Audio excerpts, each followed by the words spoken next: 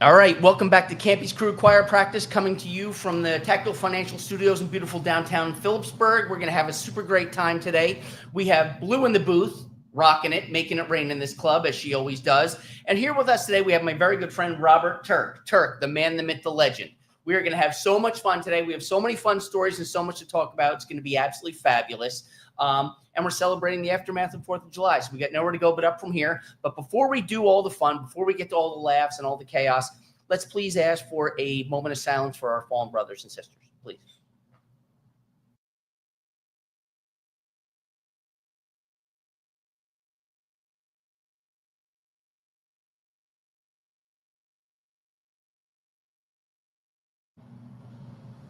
All right, here we go. Let's do this.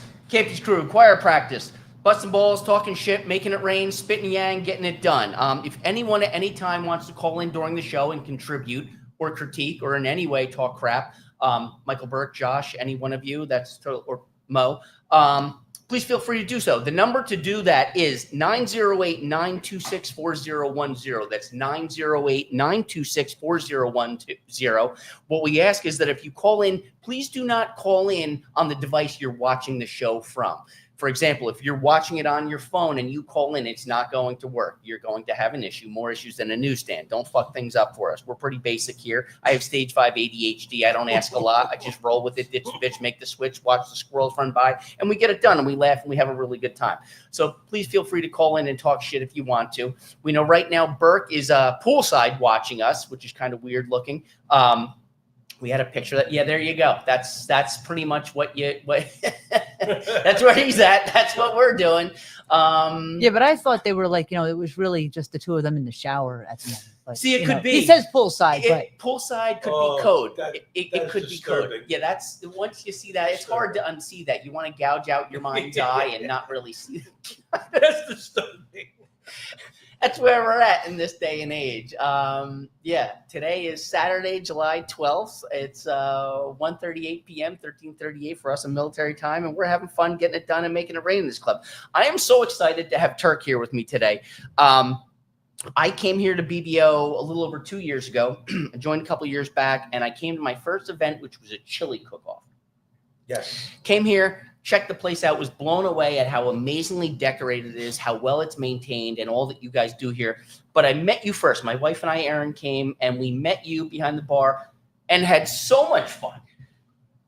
Such a big, jacked, scary, intimidating looking dude, but what a fucking Total teddy bear. opposite. Total opposite. Total opposite. Teddy bear, good man, and a great bartender, kick-ass bartender too. While I'm at it, and he liked my chicken chili, which is impressive because a lot of Probably people were like, the best chili. "That was good, The right? best chili ever. Yes. That was good shit." All right, I'm making that again. In fact, I might Incredible. make that for the. I thought you would have P-Bro. it today. but Yeah, I guess he not. didn't get enough of it because Peaburg PD ate most of it, didn't they? On you Yes, that day, yes, yeah. he did. Yep. That's right. I forgot. You know, I should have brought it today. Today would have been a good day for that, but I'll bring it for the And pig then roast. about what was it? About a month and a half ago when they had the chili over here, I only got a small little cup like this. Oh, That's a crime. rude. That's Yeah. rude. Mo had some. He probably had almost all of it. Probably took some home himself. But A it's little all right. tiny bowl, like that's rude, Very. right? That's what they call a no thank you helping. That's like the little to go cup you get from the #1 Chinese place, where it's like the little thing of spicy mustard. Yeah, thanks for coming. Doesn't even fill the spoon, right? Yeah, thanks. Oh crap, my God. All right, Turk, let's talk about you a little bit before we get to all these fun things. Retired off the job, happily retired. Happily retired. Happily retired. What PD did you work for, if you want to say, and how long were you there? Well, I started off at the Hudson County Jail. I worked there for 3 years. Then I got the job at the Hudson County Sheriff's Department. I worked there for another 3 years. Then then Kearney called me. I worked for Kearney back in '98, I believe. And I was on loan to the prosecutor's office for 17 years. Is that Hudson County? Hudson County Prosecutor's Office. I was in the gang unit. Well, I started off in the narco unit. Then I went to the gang unit. Well, you can't say gangs no more. Right. They didn't want to say gangs no more. So they put me to violent crimes. It was violent crimes. So I was there for 17 years. And then I retired from there and also Kearney. Oh God. Yeah. So your time on loan, you didn't have to be in uniform during all that. No. When you came back, did you have to transition back into uniform for Nope. your last? Not No, at all. that worked out great. It worked out great. Well, I took a year off. A certain thing happened, and I took a year off for sickness. And then my chief, she said, "Don't come back. You only have a couple more months to retire. Just hang out." So then I retired in October of 23. It was great. God bless. That's awesome. That is absolutely phenomenal. Good for you. Good for you. Well deserved. What made you want to become a cop in the first place? Stupid stuff. I mean, at a baseball game, I was playing baseball when I was younger, and kids get hit. Stupid stuff happens. Your father runs out in the field, make sure you're all right. I got hit in this, little down south. I got hit. Yep. Yeah. And the first person that came was a cop. Yeah. So I'm like, holy shit, the first person that came to see if I was all right was the cop. That's what I wanted to do, and that was it. It's little things like that that have a lasting impact, and a lot of people, if they haven't been on the job or don't know someone on the job, don't get it and don't relate to it. But something like that resonates, and something like that, the fact that here you are today, years later, thinking of that speaks volumes, and that's what I love about this job. I'm disappointed with so many things about how it's changed in different ways, but that basic human interaction, that basic incident changed who you are and what you did. You could have become a plumber. You could have become an electrician. You could have become a fucking movie star, pro wrestler. You became a cop. I wish I was a movie star. Me too. Me too. I wish I was a movie star before a cop, but hey, There's still time for that, my friend. There's still time. You can still be a movie star now. What do you think? Yeah, absolutely, 100%. Great. I Blue, it could appreciate happen. that. Yeah, we can make it happen. We're going on backstage. you're on TV You know, right now. Oh, you know a guy? I know a guy. I know a guy. We were saying this downstairs. I know a guy. We can get this done. You know a guy? That's good. That's perfect. We were joking downstairs about how people love hiring cops, retired cops, because we have more hooks than a tackle box. We know a guy. We can get it done. We might not know exactly who that guy is, but we know someone who knows a guy who knows a guy or a girl, and we can make it happen. So My roof is leaking. I know a guy. I got a guy. And if I don't know a guy, he knows a guy. So it's back and forth. We got this. Oh my God. So I know who I'm going to call when I need anything. Yeah. Because you guys know a guy. We do. We Everybody do. knows. Blue, we got it figured out. We can get your car detailed. We can get your electricians repaired. We can get your plumbing taken care of. We got it. Not that plumbing, but we got a place. We In know fact, a place. the plumber's downstairs. Yeah, that's right. There you go. Winning. Plumber downstairs. All right. What year did you get on the job, and how old were you? 1994. 94. 94. Yeah. I just got out of the military. I spent 4 years in the military. And Marine, yes. Semper Fi. Thank you, sir. And I just went right there afterwards. That was it. Got a job, hooked up, knew the right person, got me in, and I started in 94. Law enforcement loves Marines, loves military, period, but Marines especially because you're 251 years old, Yes. Right? See, now you put me on the spot. I forgot. Yes, Been there, done that, yeah. and you're the first to arrive, the last to leave. The guys and girls who get it done. Ton Tavern, like you figure it out. Yes. You figure it out. You get in there, and they tell you, make this happen. And They it joke, happens. eat crayons. I eat crayons like too. crayons. I do. I like crayons. Burnt The red sienna. one's good. Burnt sienna. Yeah. It's a flavor. Yeah. You got to get it in the big box. And then you before lick the windows, right? Yeah. You know, if you eat the crayons and then lick the windows, you get like, can you do art? Yes. You know, you have enough Oh, crayon yeah. on your tongue, you can kind of do some art on the windows. It's a pastel. Oh, yeah. all right, all right. Yeah. May I Yeah. do something first? Please. Fuck you, Amir. Yeah. Okay. Every time Amir comes here, you always bring me a box of crayons. Oh, I am so excited for August 3rd, the pig roast. That is going to be so much fun. We can't wait. It's going to be absolutely We can't phenomenal. wait. We got a great turnout coming. It's going to be absolutely amazing. The place looks phenomenal as it is. You, Dan, the whole crew here, Mike, Josh, Mo, everyone's been doing such a great job. Jen making it look perfect, and it's going to be phenomenal Yes. as it always is. Absolutely. That's going to be a lot of fun. We're going to make it rain in Phillipsburg that day, which is going to be super nice. And also, Yes. Oh, and I'll be performing. giddy up. Running my mouth like a sick duck's There you ass, go. talking shit, spitting yang, That's getting it. it done, and I'll do a little performance in between the music, which is going to be phenomenal, and I'll make a couple people laugh or cry. It can go a number of ways. Either way, probably. Yeah. laugh. It we'll could be be both. Laugh. Or we'll be like laughing so hard we're crying. I mean, that's okay. Or you can pelt me with tomatoes. I'm good with produce. I'm not scared. It's totally fine. Tomatoes are better than apples. They are. They're Or a a little lot better. softer. Yeah, they are. Yeah, I prefer plums because they're a much more forgiving fruit. But either way, they're rotten. Just be It'll work. careful with bananas. No Yeah. bananas. Well, and that can get weird. Blue. I'm That can saying. get a little weird. Yeah. We're not. We're not going back to that. All right. Do you remember what your starting salary was when you get on the job? You guys are gonna laugh. 18.5. 18.5. 18.5. So think of that in this day and age. Like right now, I guess a good starting salary for. And someone. then to top it all off, I'm sorry, but I also had my daughter was born, and I also had to pay child support. Yeah. Dude, let me tell you something. It was rough. I had to work overtime every single day just to cover that because I couldn't live. You can't live on 18,000.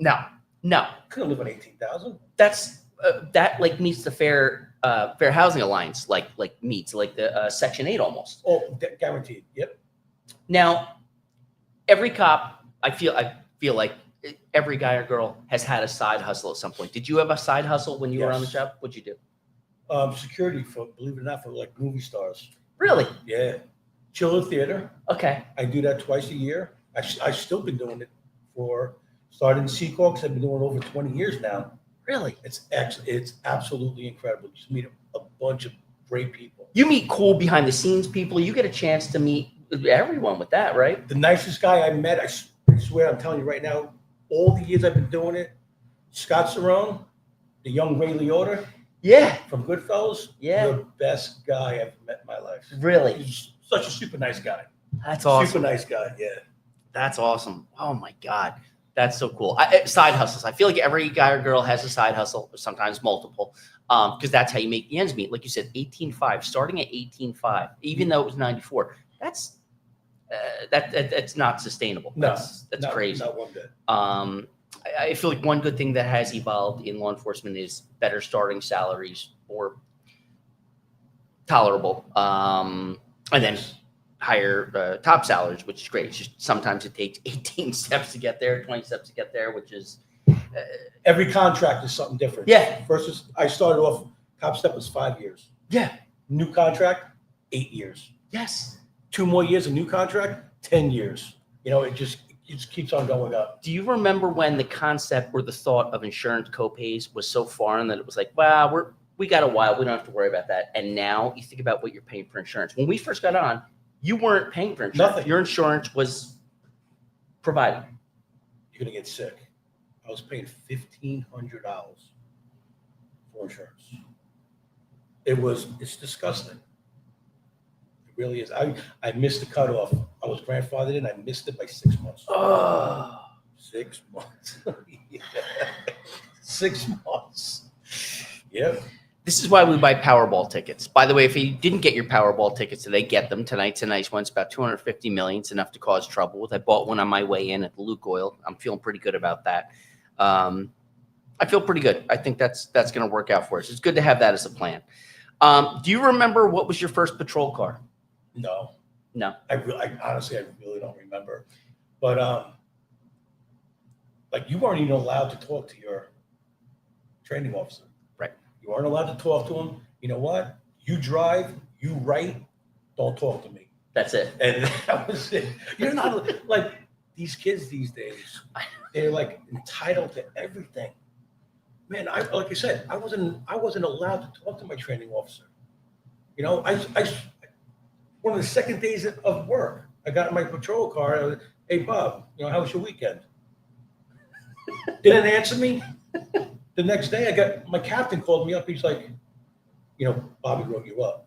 I'm like, wrote me up for what? He's like, you're being too comfortable with your training officer. I'm like, are you kidding me? I mean, don't get me wrong. He ripped it up, but that's the kind of thing. He said I got too comfortable with him just for asking how his weekend was. I mean, yeah, you weren't allowed to talk. You weren't allowed to do anything. It was a different world. A different world. I joke because I remember my first car, which was the Academy car we'd take back and forth to the Academy. It was an 89 Chevy Caprice, and I loved it. It was the box, the old school car, but didn't have cup holders. And it wasn't until I want to say 98 that we had cars with cup holders. And I can't tell you how many cups of coffee went out the fucking window when you had to turn we had around. to call you. You just launched it. lunch, dinner, everything out the window. Nowadays, someone would absolutely write your ass up for littering or God knows what, because there's so many D&D cups and 7-Eleven cups laying out there. If you could go back and do it all over again, would you? Or would you do something or anything differently? That's me. Me, a cop all the way around. Would I do it again? Yes, 100%. 100%. Would I encourage anybody else these days to do it? No, I'm not sure. See, that's a question. Not sure. I'm a third generation cop. My brother-in-law, my cousins, my dad, my uncles, my aunts. I love this job. I knew I wouldn't do this since I was 5. My brother and I both have talked our kids out of it. And I don't want my nieces and nephews, my kids to know what I know, what I've seen, where I've been, what I've done. And I don't want them to be treated the way we've been treated. I feel like that, I hate saying that because it sullies my impression or the way I look at the job, and I hate feeling that way. Your kids, how old are your kids? My daughter is 27 and my son is 17. So 17-year-old. Yeah. Can you picture him doing what we did? No. And I wouldn't want him to actually see what I've seen. Yes. No. Yes. Not one bit. No. 100%. Yeah. It's a shame. My dad, when I told my parents I knew I wanted to do this, my parents were very supportive. You had it in your family. Yes. I never. I'm the first one. So you broke the mold. Broke the mold.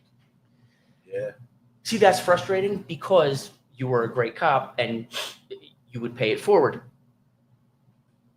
I feel like there's so many people getting on the job nowadays who have played video games and have this misconception about what the job is, because we've shared what the job was to us and what it did to us. I feel like we're good advocates. We're good resources to explain it.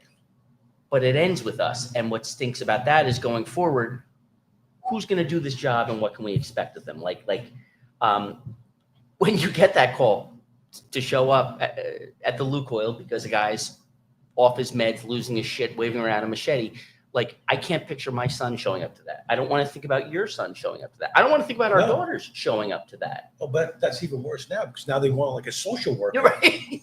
to report to there first. Yeah. You know, let's talk about this. A guy's wielding a knife at me, 5 feet away. Yeah. They want me to talk him down. No, I'm not going to talk him down. They want your pepper spray out first. No, it's not going to happen. It takes a split second for him to 1 and 2 seconds. 21-foot rule. He can advance on you Yes. in a second in 21 feet and gut you like a fish. Well, Yeah. mothers of America now, they want you to talk them down. No, it's not going to happen.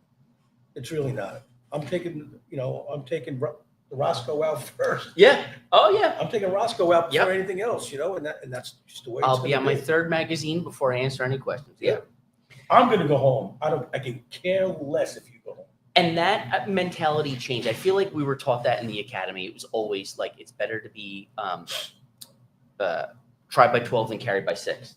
And that mentality was you're better off going home safe and then figure it out in court later on. What scares me today is in some cases, especially since things that have occurred in the last couple of years, it almost seems like it's better off to roll the dice and hope for the best, expect the worst, and don't shoot and pray that it works out, because your family's going to be tormented. You're going to be tormented. Your name's going to be dragged to the You're mud. going to be in the press. You're going to You be in are. the newspaper. You And then are. everybody's going to be in front of your house picketing signs Protesting. and Yes. all this kind of crap. It's sickening.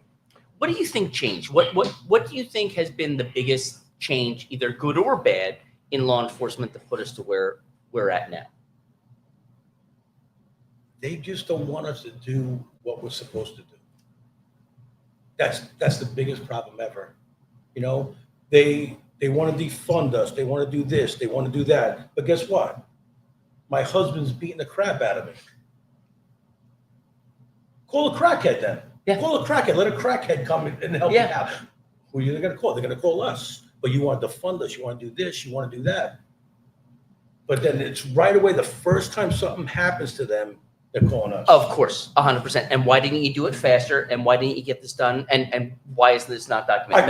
I called you 15 minutes ago. Yeah. How come you got here now? I mean, Oh, and God forbid that you don't do what they want you to do. Oh, yeah. yes. Yeah. Yeah. I don't know if you're in any of the local Peterborough groups, but some of the people there really get all into it. Mhm. Hold on, we have a caller. Uh-oh.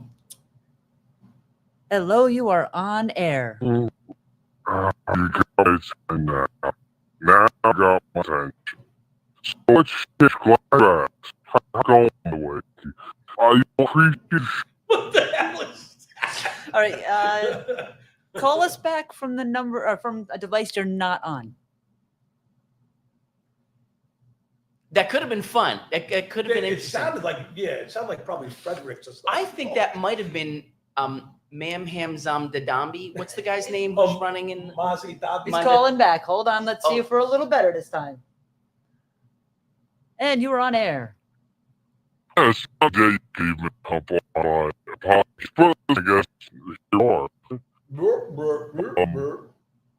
All right, we're not Yeah. sure what's Yeah. going on with the phone. Are you watching this on your phone while you're calling in? Because you came in crystal clear before. Oh, honestly.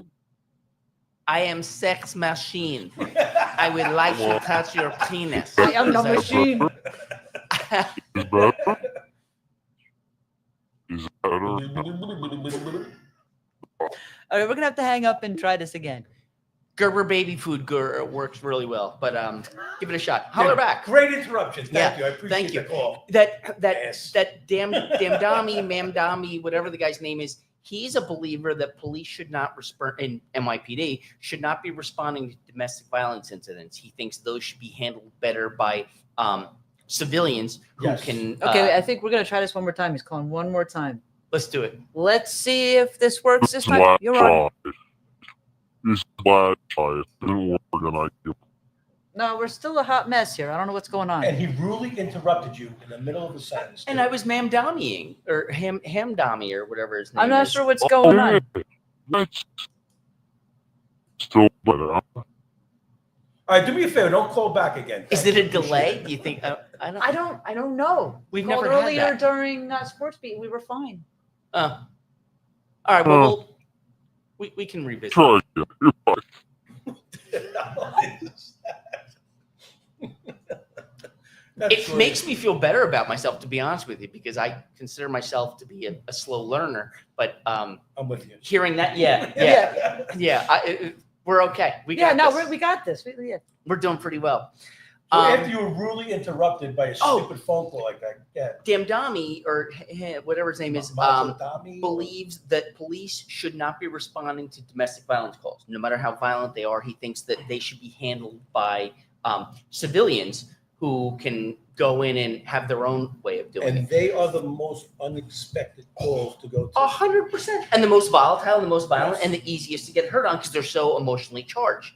You go in and you're called because there's violence occurring, and now you're going to interrupt a host of things. A fight between a husband and wife, boyfriend, girlfriend, girlfriend, girlfriend, boyfriend, boyfriend, whatever it is. But now in addition to that, you're going to interrupt their lives by taking one of them out, potentially in handcuffs, and interrupting how they get paid, how they live, how they do their lives. So because of that, there's a challenge. There's a whole emotional component that makes it even more upsetting, and if there's children involved, even worse. That's worse, yeah. Yeah, 100%, because these kids are seeing this firsthand, and now you're coming in to stop things, to reserve. And you take mommy or daddy away. And exactly. So you now become the enemy. You now become the evil. And it's like, I remember that guy in the uniform, that girl in the uniform. They came in and took my mom away, my dad away. And now they resent you. And that's very hard. That's hard to come back from. I feel like he obviously is out of touch and has no freaking idea what he's talking about. He's completely anti-Semitic and he hates America, and he's got ideas on what's going to happen. But he thinks he knows what cops do when they respond to an apartment, a house, a car, whatever it is. Yeah, go for a ride along one day. Yes. Go for a ride along. 100%. Go for a ride along one day. How great would it be if the general public could do ride-alongs? And for a long time there, they got a chance to see ride-alongs through Cops, the TV show, which I loved the show. When I remember the first show when it came out, and I watched it nonstop, and I thought it was so cool because it was a front row seat to the greatest show on earth. You got a chance to see behind the scenes what was really happening. It wasn't NYPD Blue, it wasn't dramatized, it was none of that. It was seeing what was happening, and it was fun. It was exciting, it was exhilarating. Now there was no fucking paperwork going on. There was no ECDRs. You see them like 5 minutes later going to another call. What happened to the 2 hours of paperwork? Radio, right. Dude aged 6 years and you couldn't tell because he went from call to call. But that brings me to something like you just said. This is the guy that took your mommy or daddy away. And people still do that to this day. They're like, see this police officer? If you're bad, he's going to put you in jail. Yes. How come you just can't say, listen, if you're ever in trouble or you're lost, go to the guy that's dressed like this. Yes. Nobody says that no more. And that was what comes down to discipline, accountability, responsibility, and respect. This is why kids or people let their kids scream in restaurants now. Yes. They let them lash out and have a tantrum because I'm giving them their space. I'm letting them do what they're going to do. Everyone else is here paying to eat in this restaurant, but your kid is acting like a stage 5 mutant, and you're just sitting there ripping through your Caesar salad, ordering another rosé, being like, it'll work itself out. Yeah. We're good on this end. That's what's wrong. And then when they did that to us, they vilified us. They made us the boogeyman. You'd be in a Dunkin' Donuts or in a supermarket in uniform, and they'd say, well, that's my place. That's where I thrived. That's where I was. And that's where I loved going into a deli or a Dunkin' Donuts and standing in line and having people eye you up like, he should be working, but he's here getting coffee instead. Hey, we get a break too. They do. We get a fucking break. 12-hour shift. We get a break. We get our coffee time. Right. I loved standing in line, getting up and be like, hi, can I help you?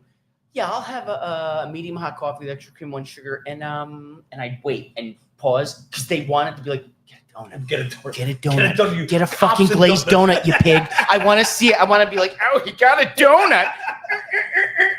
Finger blast and post it. I saw a cop getting a glazed donut today. And I'd be like, that's all. And you'd hear the disappointment as you didn't get a donut. And they're like, so close to catching one in the wild, a random cop getting a coffee and a glazed donut. And you know what? And I love donuts. I'm a donut guy. I've loved donuts since I was a kid. But like, I refused to be in uniform and eat a munchkin or a donut unless I was hiding in headquarters and there was no one around. And when people would somebody else get it for you. Oh, yeah, 100%. Oh, shit. When I was a rookie, too, if you were in District 1, right, District 1 was the closest to Dunkin' Donuts. So the lieutenant, the sergeants, everybody in the muster room is like, okay, they wrote a list down. There you go. Rookie, go get coffee. Where? Dunkin' Donuts. Sorry. Not going. Okay, Like- we're trying the call one more Oh. time. Here we go. Rudely interrupted again. All right, You so the are only live. thing I can think of is that maybe Fredericks broke this as well as the microphone. That's possible. Mo, you sound great. You're crystal clear this time. Bro, what the fuck? Hey, we came in here. It looked like there was a domestic. Entirely possible. We rehooked a couple things up. We're totally fine. We got it. Blue had this squared away. We're in good hands here, my handsome friend. What are you doing? Everything. So everything's working in. So the microphone is not damaged. Then is what you're saying. Oh No, my we God. we unplugged a couple things, plugged them back in. Everything's totally fine. You blow on it. If you blow on it a little bit, it comes right yes, back. yeah. If you blow in the Well, cartridge, you just resets yes, everything. It's yeah. like a Nintendo That's what- system. He likes Yeah. to put it into his mouth. Yeah, yeah. Mario Brothers is working again. I don't know if we. That's- I don't want to know anything about that. Yeah. You don't think Turk could have worn sleeves for his own fucking show? Oh, I mean, he whoa, couldn't whoa, have whoa. put something.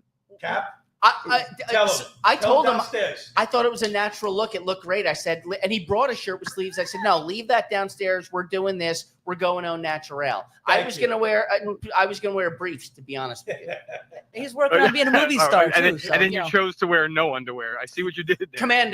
Commando, you know how we Yeah. roll. Don't be afraid, Mo. Yeah, anything under the desk doesn't count, so don't worry about it. You're good. Unless I move So, the camera, but I don't know how far you guys got since I was trying to call in and Dawn was fucking up the Bluetooth.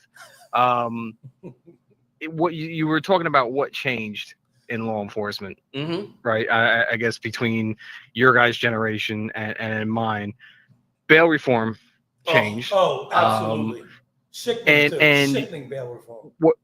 What Turk was hitting on before is 100% right. In the change in the climate, it's a non-custodial climate now. They do not want people arrested. They want social workers. They want you to go de-escalate, give everybody hugs and kisses. Like Turk said, you can't even say gang unit anymore. It's the high school graduate unit. There's no such things as gangs. There's no mutts anymore. They don't make them anymore. You're They want you to go you're there, they offending want the you to gang de- unit. You're offending the gang, Yeah. so you can't say that. They don't want you to make arrests anymore. And it was all an effort to artificially drive down crime stats. They decriminalized low-level crimes. They created bail reform, which now nobody's really going to prison at all. Nobody's even staying in jail, No. for longer than a couple hours at a time, which now it artificially demotivates cops, because what's the point of arresting? First of all, you can't arrest somebody for a lot of the offenses that we used to feast on. You Mm. can't arrest anymore. And now the ones that you do, these guys, they're not going to the county. They're not going to face any real consequences. And in fact, they're going to be out of jail hours before you're even done with your paperwork. What's the point? So now you got less cops using their handcuffs. And people are going to turn around. Politicians are going to turn around and say, "Oh, look, crime's down." Of course, crime's down, because cops aren't doing shit, and the mutts are just running the fucking streets. Now, I mean, they literally and figuratively. We just had a guy who was arrested for a gun, bail reform. He got out. 3 days later, he got caught with a ghost gun and got arrested again. Yeah. It's sickening. Two Yeah. gun charges in 1 week. Recidivism has become a It's- four-letter word, and they won't address it. And here's a problem now, right? So now playing a little Pulp Fiction. So going forward and backwards, you go backwards Well, to like when my generation started to come on. Your guys' generation, you were talking about what Turk said his starting salary was 18.5. Go back even a few years further than that. I mean, these guys, the starting salaries were gross. So the only reason you got into this profession was the fraternity. It was this unified belief in something bigger than you. So the unified belief in the job that we Yes. were doing, because there was no other reason for your guys' generation to get on other than that. They were hiring guys straight out of high school. And you guys used to get mocked because, oh, wait, you work holidays, you work around the clock, like, oh, you guys are crazy, and then all of a sudden the pension and the benefits took off, right? And now you had people that had no interest in law enforcement, but they're looking at the fragility of these The money. private sector jobs, and then they're looking at your job and they're like, well, wait a minute, why would I go and work in the private sector where I could be laid off or fired within 5 years when I could go do this job? Listen, I'm young. I'm in relatively good shape. I have no criminal record. I have a college degree. Why don't I just go do this job where I can retire in 25 years with a pension? I don't got to worry about job security. I'm going to make great money and have these benefits. So what ended up happening with my generation, who I still say fucked law enforcement forever, they filled the ranks with people who have no interest in the fraternity and no interest in the job we're doing or the work we're doing. And now not only did they come in and flood the ranks, they are now supervisors. They are now the ones making policy. And you have the people on the high end that are just bookworm, non-law enforcement interested people making policy. And then on the low end, they're birthing people in these academies that are coming into this non-custodial expectation. These kids coming out of the academy, and it's not their fault. I don't blame them. I blame the academy. I blame the staff. They're coming out with no concept of how to put handcuffs on people, literally and figuratively. I mean, like they just don't. It's not their. They don't want to because they never really were taught to. They're taught to, at like Turk said, de-escalate at all costs. De-escalate. It's just this profession is on life support. It really, really is. I had so many cops again. It's crazy. I had sent and I know I sent you guys the couple of videos or whatever. I don't know when you wanted to work them in, but I think it speaks to not just the danger of that one candidate, Zoolander or whatever the fuck his name is, that's running in New York City, but it speaks to the expectation of what we're as a profession expected to tolerate. You look at not just that example, but what these ICE guys are going through. It's almost like, you want to applaud Trump for giving them the green light to lock up these guys that are throwing rocks or throwing rounds at them. It's like, well, why would you even need that green light? Like it's a no-brainer. Like I'm trying to effect an arrest and you're throwing bricks at me. Guess who's going in handcuffs as soon as the mutt goes in handcuffs? That's why I love that guy from Florida. I love that guy from Florida. You know what? Spit at my cop, you're going to the hospital. You throw some of my cops, you're going to the hospital. You do this, your parents are going to come see you in the morning. And claim your body. He goes, we're going to kill you. He goes, we're going to kill you graveyard dead. Why don't we throw up one of the videos real quick right now?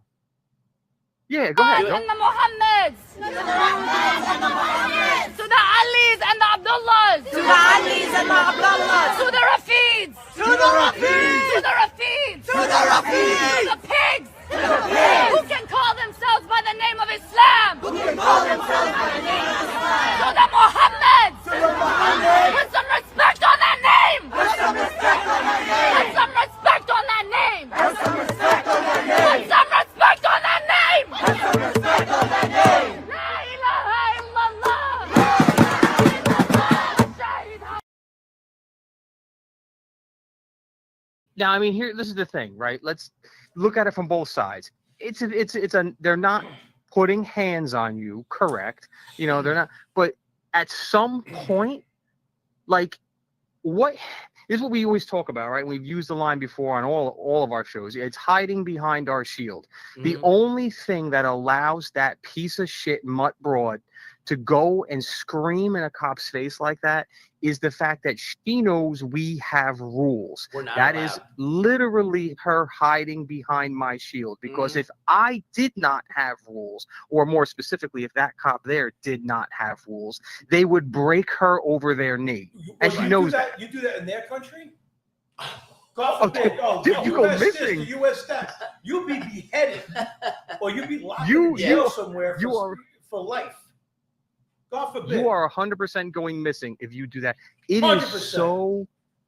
It is so obnoxious. And like I said, it's on later, or whenever, if you want to play the other video. The girl that actually is calling this girl out or putting her on blast, that Estelle I forget what her last name is. She's the one that's all over social media for her now famous imitations of Kamala Harris. She's a New York resident, Jewish broad, and obviously, strongly against these pro-Palestinian terrorists that are plaguing the city.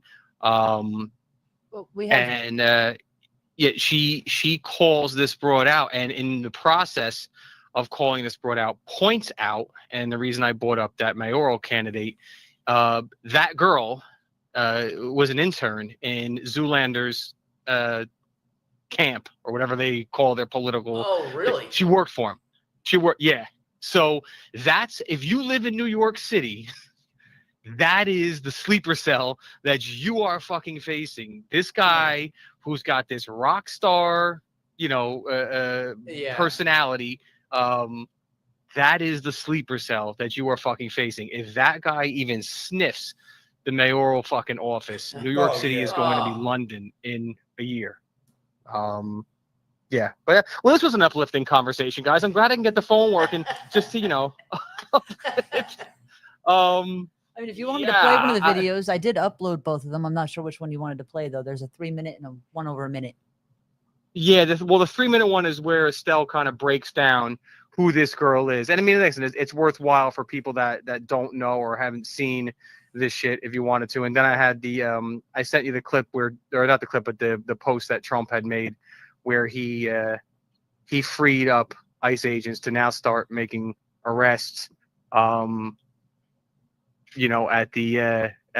they're having stuff thrown at them and stuff like that. Oh yeah. But yeah, I mean, again, like I said, that's if for anyone that doesn't follow that other girl's social media stuff, she's all over what's going on in New York, not just because she's a resident, but again, because she's Jewish and she treats this pro-Palestinian shit for what it is. It's closet terrorism. Yeah. That's awesome. And again, when you look at stuff like that, how much are we going to be expecting? Blue wants to say something, Josh, and you're interrupting it 3 times already. No, I was just going to say, we can play the video. I mean, you keep talking about it. I can throw it Let's up there. do it. I'm ready right now if you're ready. Yeah, go ahead. Throw it up there. Okay. Throw it up there. Personally, I like to call her Jafar. None of this is in vain, that this is all jihad, that this is all ibadah, and that this is all counted for by Allah subhanahu wa ta'ala. And so the conversation of doxing, the conversation of getting arrested and suspended, I think it's time for Muslims to start to say, all right, so what? Do what you want. I'm gonna do what I gotta do, because it's about time to do that. Baby girl, you look like a fresh circumcision gone bad. What is happening here? And we don't want to get suspended and we don't want to get arrested. How gangsta are you? That's just my question. How much are you willing to do it? And I know everyone. Oh, so you're a gangster too now, bitch? Which one is it? Are you professing your undying love to Allah and jihad? Or are you assimilating to the West? Because you can't have both. You can't pretend to assimilate, use all our resources, get an education here, and then turn our cities into the garbage which your parents probably ran away from. To happen when you're doing a righteous cause and when you're doing something for the sake of Allah here in the West, it will never ever be in vain. Jafar's been making rounds on social media. It's time to say goodbye to Prince Abubu. Okay, so you're rallying people to go ahead and incite violence with you. You already got suspended from school. Let's take it to the next level. You want to be known for being a terrorist? You're going to be reported as one as well. Would you look at that? Muhammad's little brother is actually actively violating 18 U.S. Code 23315. So, since Hazika Malik wants to encourage others to incite violence in the name of jihad, let's oblige her. Report her for incitement to violence, material support for terrorism, solicitation to commit a crime of violence, and terroristic threats. Here are all the different ways we can help Malik, Hazak, whatever the fuck her name is, Fatima, make a difference, all right? Some respect on that name! Some respect on that name! Some respect on that name! If you are going to attack NYPD and spit in their face like a fucking Rottweiler, then you are going to have to answer for all of these crimes. You want New York? You're going to have to come and take it. And for now, while you think you have jihad on your side, we have the law on ours. You want to know another little fun fact about Jafar? Come here. She used to intern for Mamdani, the current running candidate for mayor. So unless New York wants Times Square to look like Baghdad, they need to start acting. It's not going to look like Dubai. Don't be fooled by this buffoonery. We're not going to make it that easy for you. Not everyone is an Erev Rav Jew. There are real people in New York that want to make sure that you never go in power. It's time to say goodbye to Prince Abubu. Abubu. I mean, dude, that's real. I mean, listen, that first things first. That broad is great, and on top of that, she's brilliant. I mean, like I said, her social media accounts all became famous when she started doing her Kamala Harris impression, which is insanely spot on. But she's also brilliant when it comes to this shit, and obviously for personal reasons, passionate about it. But bro, we are not just as a country, but as a profession, we're very much at a tipping point because, like you had said, the things that people do in all of these countries that they're allegedly fleeing from, they're bringing here, and they're because they know they can get that shit off. Like I forget what it was, either you or Turk had said, if they did that in their country, they'd be shot, they'd be beheaded, they'd be stoned publicly, like they'd be destroyed in public, or somewhere gone. You'll never see them again. You'll never Yeah, see them. I mean, and I'm not advocating for that, but I am advocating for consequence. Like there has to be, like the fact that Mahmoud Khalil kid is still in the country is insane to me. And not only is he still in the country, but he's suing Trump. Yeah. Where I think he said he wants either $20 million or an apology from Trump. Yeah, gas the fuck up. Yeah. How about you get neither and you get the? You're welcome. Yeah, thanks for coming. It's crazy no to way. It's. I guess the scary thing is, like, we're at an age where we're going to go through this. We're going to figure it out. We're going to roll with it. But our kids got to deal with this. Our kids have to look forward to this, and they're going to have to unfuck the fucking because, like you said, it's I care less about me. It's the kids, right, that have to deal with this crap now. I mean, the only thing you can hope for, and I talk to my girls all the time. The first things first, your obligation is to constantly, to use Elon's line, to constantly speak truth. Like regardless of how many eye rolls you get from your kids, regardless of how many times they complain about you, talking politics or whatever, doesn't make a difference. You're going to keep saying it. You're going to keep talking these logical things into their ears. And the only thing you can hope for, I tell my girls all the time, if you just stay logical and independent thinking, you will be leaders in your generation, because your generation is fucked. They're fucked. Yep. And so if they can just maintain a middle of the road logical approach to things, don't just say things because somebody else is saying them, don't regurgitate an opinion just because you heard it. If you have an opinion, that's great. Be able to articulate why. If you just follow that formula, you're going to be a fucking leader in that generation, because this generation doesn't know independent thought. They just know following whatever social media trend it is. Even if it involves cutting your own fucking penis off, doesn't make a difference. It's social media says it's cool. Let's fucking do it. And great. They're literally saying. I mean, the pods, the laundry pods. Yeah, the Tide Pods. With all the challenges that come out. I mean, I call it natural selection, really, but Darwin's theory of evolution. Let's see what moron thing we could do next. I mean, we had to warn kids. It's almost like being a grown man and never wearing sleeves. It's like one of those type things. You know what I mean? Like, I don't understand. I don't understand these things. But before I go, Campy, I will say that me and Stacy were laughing before your show had started. I said, last time I was there, I said, Campy had a show and he came in, he walked. Now keep in mind, we haven't seen, there's no hellos, there's no nothing yet. He walks right in the door. He's like, hey guys, before I forget, I just want to thank you. I had a great time today. It's like, the day hasn't even started yet, bro. Like, what? How do you know you had a great time already? But and we had a good time. You guys, we did well. Oh yeah, that was a heck of a show last time. It was anything goes last time. Oh my god. It's never that, but but listen, have a great weekend, guys. I I appreciate the P-Day that Burke granted me, but then again, like you said, he's hiding his B cups in a warm pool right now that probably full of child piss. That what can he say to me? Yeah, no, and then I will catch up. When's your next show, Campy? It's not jumping ahead to the end of your show now, but I think August. I don't think we have our August dates yet, but I'm good for whatever, wherever, whenever, however. So Okay. I'm excited for that. But we'll be here on the 3rd for the pig roast, and I'll be running my mouth on stage, which will be super fun. And Josh, beautiful. Josh, we're getting that straightened out, by the way. What happened? We're getting that straightened out the 3rd.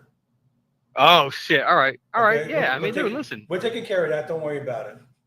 I appreciate it. You got it. That'll make Stacy happy. So I Absolutely. appreciate that. And that's what counts. And then, all right, guys, listen. I appreciate it. Thanks, Campy, Stacy, for us today. I know you got about an hour and a half left to go, but you had a great show. Good job, Campy. Thank you. In case ever I can tell you, I had a great time. Talk to And you took later. a fucking half hour. Thank you. We got Angel's Envy for Goodbye. round 2. Excellent. Later. Bye. Cheers. See ya. So that's great. So he brought up a good point. Do you think it'll ever get better? No. Do you think we're ever turning a corner and the pendulum's going to swing back and it'll be like, oh, yeah, cops can be cops again? I really hope so. I really hope so. I hope they let us do what we're trained to do, but not sure it's going to get there. That's what scares me. That scares me. Look what they're doing with the New York City cops. They just Oh, my God. fired, what, 2,500 cops? Because they're not trained well? The whole academy, the whole process, the way they're doing it's we've become a generation of human resources, and human resources now dictates what is right, what is wrong, what's acceptable, and what is not. Instead of, hey, you're going to get out there, you're going to deal with people who don't give a fuck about human resources. You need to be able to deal with them when it gets bad, not hit the pause button. We're sending in a social worker. That's just not logical. It's not rational. It doesn't work. And I guess what scares me is at some point, we're not going to be able to defend. We're going to be the older people. We're going to be the infirm. Who's going to defend us when we can't defend ourselves? Exactly. We're fine. For the next 20 years, we're good. We got this. I feel more and more like Clint Eastwood from the Get Off My Lawn movie fucking every That day. was the best. Oh, I love line it. ever. My The wife best and I line watched that the other night and laughed so hard. It's such it's such a telling movie because it's just like there's a person who just can't be fucked with, doesn't have the time or the patience, and it's just like, leave me the fuck alone. Go do you wherever you want, but don't come on my property and tell me what the fuck is going to happen here. And unfortunately, that's where we're at. And that video we showed, it's so frustrating because Josh said it well. It's hiding behind the badge. That person knew she could scream and spit in their faces, do as much as she wanted because they were not allowed to react to that. There was a time of accountability, responsibility, discipline, and respect, and you were held accountable if you fucked up. If you got out of line, you were put in place. You paid taxes. You caught a 2-piece and a biscuit. You got the business end of a PR-24 or a can of pepper spray or whatever it was, and you were like, well, that kind of sucked. I'm probably not going to do that again. Now there is none of that because it's this. It's the selfies. It's the whole They know video. what's going on, and they put it on. Not Yes. what they do. They put it on exactly the time what you're doing. Right. Mhm. But like that video, man, if that was 25 years ago, just think about what would happen. The teeth if that it would was be missing. 25 years ago, this crap that's going on today was Someone needs to call never Eastern happened. Dental because they're Yeah. losing a whole bunch of chiclets. Yeah. I'll tell you right now. Definitely. Fucking A, Jesus. What was your favorite part of the job? What did you love best about the job? Working with the good guys. That was it. Working with the great guys I worked with. All these years, I worked with great guys. Granted, you spend more time with some people than you do with your family. Sure. You're going to get into some, little rivals here and there. But you know what? Just working with everybody. That's maybe like the one thing I really miss. I love the saying, I miss the clowns. I don't miss the circus. And I forget who Yeah. told me that, but it's so true because there's so many guys and girls. I was so blessed throughout my career, especially the later part of my career, to have amazing supervisors and amazing guys and girls that I worked with who you just said it well. We lived with them. We spent more time with them than we did with our families. Even when we were off, when the phone went, like you were off duty, you weren't on call, but there was a call that came in, hey, we got a homicide in Asbury. Can you go? Sure, no problem. You answered the call. You went 3 o'clock. No one kills anyone in the middle of the day. Everyone offs everyone in the middle of the fucking night. It's overtime. It's okay. But at the same time, you spent more time with the guys and girls you worked with. And even when you got the call, you were like, fuck. Motherfucker. Yeah, I can't believe this shit. I just put the steak on the grill. And then you got there and it was like, all right, we got this. Let's do it. What do you want to do? No problem. We got this. Let's get it done. And you went to the autopsy. You handled the calls. You put the shit away. You did the evidence. And at the end of the day, you laughed about it. Afterwards, everyone got a drink. And it was like, hey, that was kind of fucked up. I can't believe we had to go do that. That sucks. Well, I'm heading home now. Like, let's reconvene tomorrow. But you spent more time with your work people, your blue family, than you did your real family. And that sucked because you missed your real family, your biological, your blood family, but at the same time, it made you appreciate your blue family. And because of that, I feel like I never had to question who had my back. I never had to question if my supervisors were going to stand up for me. I never had to question if I called and was like, I'm in over my head. I need someone to come out and give me a hand. I got a shit ton of evidence. Yeah. Rob, Nikki, Donna, Shannon, they were there in a heartbeat, and I didn't even have to bat an eye. I sent out one text, hey, I could use a hand. No question. That doesn't die. That doesn't go away. And to this day, whether it's on social media, whatever it is, we see a stupid meme, something funny, we share it with each other. And it's the camaraderie that brings you back. And it's like, even though we're retired and I've been off the job 8 years now, you still laugh. You still have the fun. You still have the jokes. And when you get together with your guys and girls, you can laugh about the stupidest freaking call, the stupidest case, the stupidest incident. Hey, remember this happened? And it brings you back. And you're right back vicariously. You're right back in the moment. And you laugh. And it's like, what a bag of dicks I was. I can't believe that happened. But, oh, my God, was it funny? Oh, that, I miss the clowns. I don't miss the circus. We were just talking about that not too long ago, guys from work. And we're talking like, oh, yeah. Remember that body that washed up out of the water? He was like 110 pounds, but he came out of the water like 300 pounds. Remember when his stomach exploded? Yeah. Distension. Yes. It was so disgusting. But it's something you'll laugh at. Granted, you don't laugh at what happened, but it's like. But that's gallows humor. Yes. And that's how you handled it at the time. And that's how you were like, well, this is pretty disgusting. The average human wouldn't know what this means or why this is happening, why this 110-pound guy is now 300 pounds. But it's because he absorbed a lot of shit. And he's now a potpourri of human fuck, and he's going to burst. And you laughed your way through it. It was like, oh, this is going to be a mess. Watch what happens. And you developed this depraved sense of gallows humor. But that's what also helped you desensitize it, decompress and debrief and almost get past it so that you didn't start blowing chunks and hurling and making a mess. And you were a professional. You got through it. Even cops now, I'm sorry. Yeah. Even cops now, they're like, dude, you're in a homicide scene. How come you two guys are laughing and smiling? It's not, we're not laughing at the scene. We're laughing to try to get away from bringing this home or something like that. Right. You know, we're trying to get away from seeing what we're looking at. Yes. And we're trying to laugh and joke with each other, just trying to get past the moment. But people don't see that. They're like, oh, look at these two asshole cops fucking laughing at a homicide scene. It's jucking it up while a guy's under a sheet. Right. It's easier to give them a case number than to give them a name. Because when you give them a name, then they have an identity. As long as they have a case number, it's not an identity, it's a case number. And the second you give it a name and the second you relate it to your own kids, to your wife, to your brother, to your sister, it becomes emotional. And when it becomes emotional, you get clouded. You have to keep it professional. And the best way to keep it professional is to keep it light. And to keep it light, you laugh your way through it. Laughter's the best medicine. And to this day, I still laugh my tits off about stupid fucking things. And like my wife, she's a saint.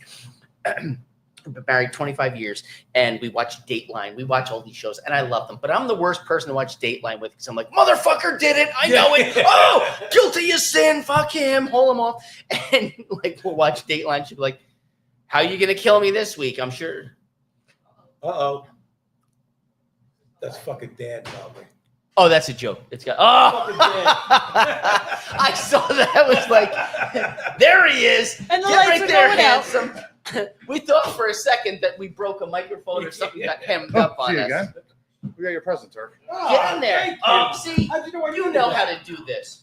We figured you had a cooler, so you're good. I do. Yeah, I'm not scared. This bitch make the switch. We get it done. Dan Stone, a fixture here at BBO headquarters, who makes it rain in this club and gets it done. Really, the architect for what this place is, all the way around. Go in, jump in. Oh, it's not. Oh, and then you. Oh, this is the guy. the guy. This is As the we guy. said, Oh, yeah. everyone knows the guy. This is the guy. He's our guy. He's our guy. Hence the plumber, the guy. Does he have a headphone and mic or no? Yes, underneath. Pick it up. We Oh, I sat it thought down. Frederick's broke it all. No. It's been No? unfucked. Oh, okay, good. We We should be apply- okay.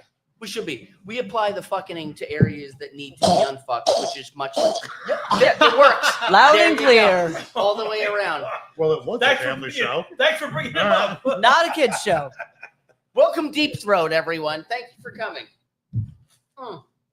So, Dan, we got a lot of fun things coming up. Great stuff. We had fun talks downstairs. Love talking about transitioning from the active job into the private sector, which is a challenge for all of us. And I'm excited to hear about that because you have transitioned from being an active cop into the private sector. How hard of a transition was that? Yeah, it's not easy. It's not. It's hard taking off that I can fix this, I can unfuck this to now I have to roll with this. It's going to change, but how quickly does that change? It doesn't. Doesn't. Like I said, there's a lot of things that I wish I knew before I left. Being active, knowing now. I took a bunch of time off. I took about a year off, year and a half off, and then started looking for a job and going to the private sector. It's, when you're doing pretty much your whole life in a unionized, police environment and going into that, it's crazy. Shawshank, you're institutionalized. Yeah. Institutionalized. Like you see a guy double parked in front of a parking space. That motherfucker. If I had my ticket book, wait, I'm retired. I know. If I had my ticket book right now. Do you know how many times I'm driving along and I see a car coming at me faster than they should be, and I reach for that K55 for the radar, and I'm like, Oh, toggle switch. oh yeah, it's not there. And stupid things. Parking's a big thing for me. I get overly passionate about people who can't park in between the fucking lines. It bothers me. It's a sense of incompetence, but it's also a sense of entitlement that to this day haunts me. And I post about it all the time because it just drives me insane. Now you're going to have some shows coming up about After the Shield. Is We that were correct? talking about it, yeah. Me, Turk, and Chad. Chocolate chat. Love this. Love this. It's such a great idea. One, not only is it fun, not only is it great for guys and girls to listen to or thinking about getting out of it, but to prepare and to hear what we've been through in retirement, what we've seen in retirement that's been like, well, that would have been a hell of a lot easier if I had a heads up on that. This would have been a hell of a lot nicer had I known about there's it. a lot. I mean, you want, when it gets to that point, you just want to get out, right? Mhm. You got your retirement, you got your Mhm. 25 years in 1 hour, and that's it. You're outie. You're like, I'll figure it out. I'll get a job, no problem. That's fine. It's not really like that, you know. And everybody always says they're not going to go back to work. I'm going to retire. And when I'm retired, I'm retired. You're going to get bored. You're going to be bored after 6 months or whatever. I mean, you're going to want to go back to work no matter what you do. Garbage man, you want to do a deli worker or whatever. You know, you're going to get bored. You're going to want to go back to work. Well, we're young. We're young. We're Yes. not ready to retire. We're ready to get out of this. We're ready to put the badge down. We're ready to put down the uniform and not have the Howard DMS, the fucking Acadis, all these other licensing things. F that. I was gone for that, thank God. Oh my God. No, I'm a special, meaning I'm Yeah, you are. I'm special in a lot of fucking ways. Let me tell you, I'm special. Yeah, we're special, all right. I'm special needs.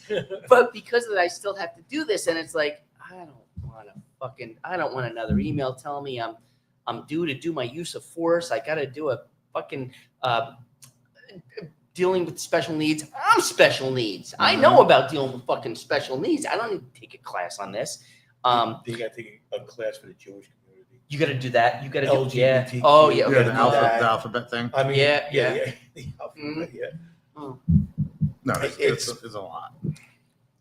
It's so nice to think about going to work for Jersey Mike's and just making a number 13 and a number 7 and being left the fuck alone. I love Close the door and go home, and that's it. Oh man, my dream is to move to Florida and open a pork roll breakfast sandwich place. What's pork roll? Oh, What is that? Stupid. some call it Taylor ham. Oh, it's Taylor But ham. pork roll is something you wanted, and Taylor I think you were ham, egg and expecting. cheese Yeah, sandwich? It's Yes. not Taylor. I don't know what Taylor's pork the roll brand. is.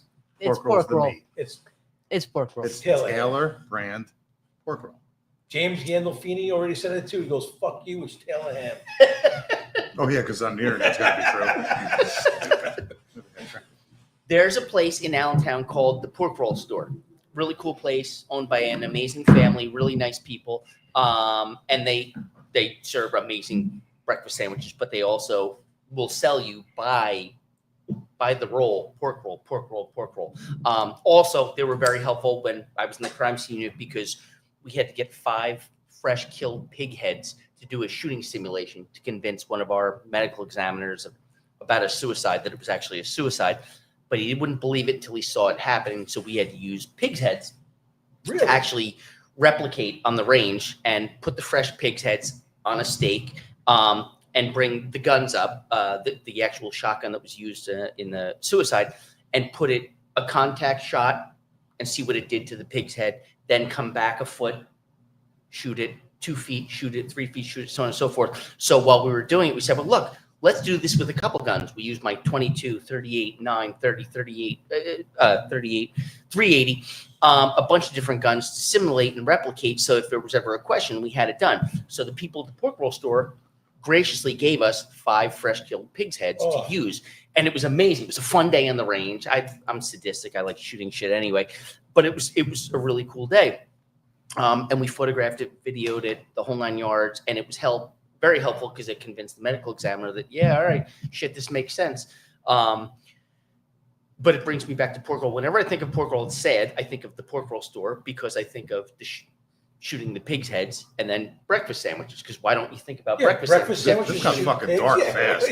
Yeah. I'm sorry, off the rails. Did I mention that stage 5 ADHD? Squirrel! Shiny thing went by. Pork roll I'm store. shooting pig's head, but it must be Time to go back upstairs. Oh my God.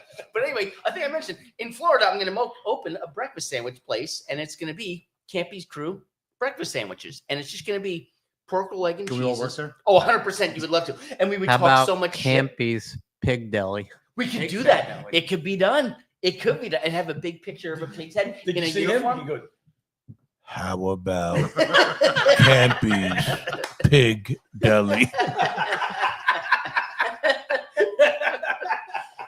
Sorry, Turk. I'm green at this. You're doing great, brother. Welcome to the club. As I'm listening to you earlier, Thank Turk, you. this was you earlier. You can't hear. Can't hear you, Turk. Sorry. Shut the fuck up. Welcome to the podcast. We make it look easy. We have fun up here, don't we? Always a good time. This is all thanks to Blue. She does the smart stuff. We just run our mouths Who's up the here. robot that called before? Fucking Josh. It was Josh. No, it's not. Oh, Mo. Mo. Excuse me, Mo. Shit. I'm Was he usually using good a about voice that. thing? Sorry. Called 4 fucking times. Interrupted Campy how many fucking times? Yeah, a lot. I think it was. We reset the Bluetooth and it worked. I don't know. Okay. Yeah. I don't know if it was on his end, our end, but Well, he I would say blamed it his on end. you. I would say his. He blamed it on you. Yeah, I mean, absolutely, of course. There's a little oscillating oral air going around there that corrected it. Is that? Yes, it was Miss Piggy giving oral, and it went a number of ways. But it worked out really well when all was said and done. It just sounded like someone was swallowing a Gatorade bottle. Yeah. Yeah. Peanuts. Yeah, the peanuts. Yeah, Charlie Brown. Wah, Charlie wah, Brown. wah, wah. Oh crap. So here's a question for you. I was talking to Turk about this. What do you miss most about the job? The camaraderie with the guys. The crew. That's But exactly what I said. sadly enough, when you leave, when you're gone a certain amount of time, it's gone. You're gone. You're You gone. Out of sight, out of mind. I talk regularly to one of my guys for my place.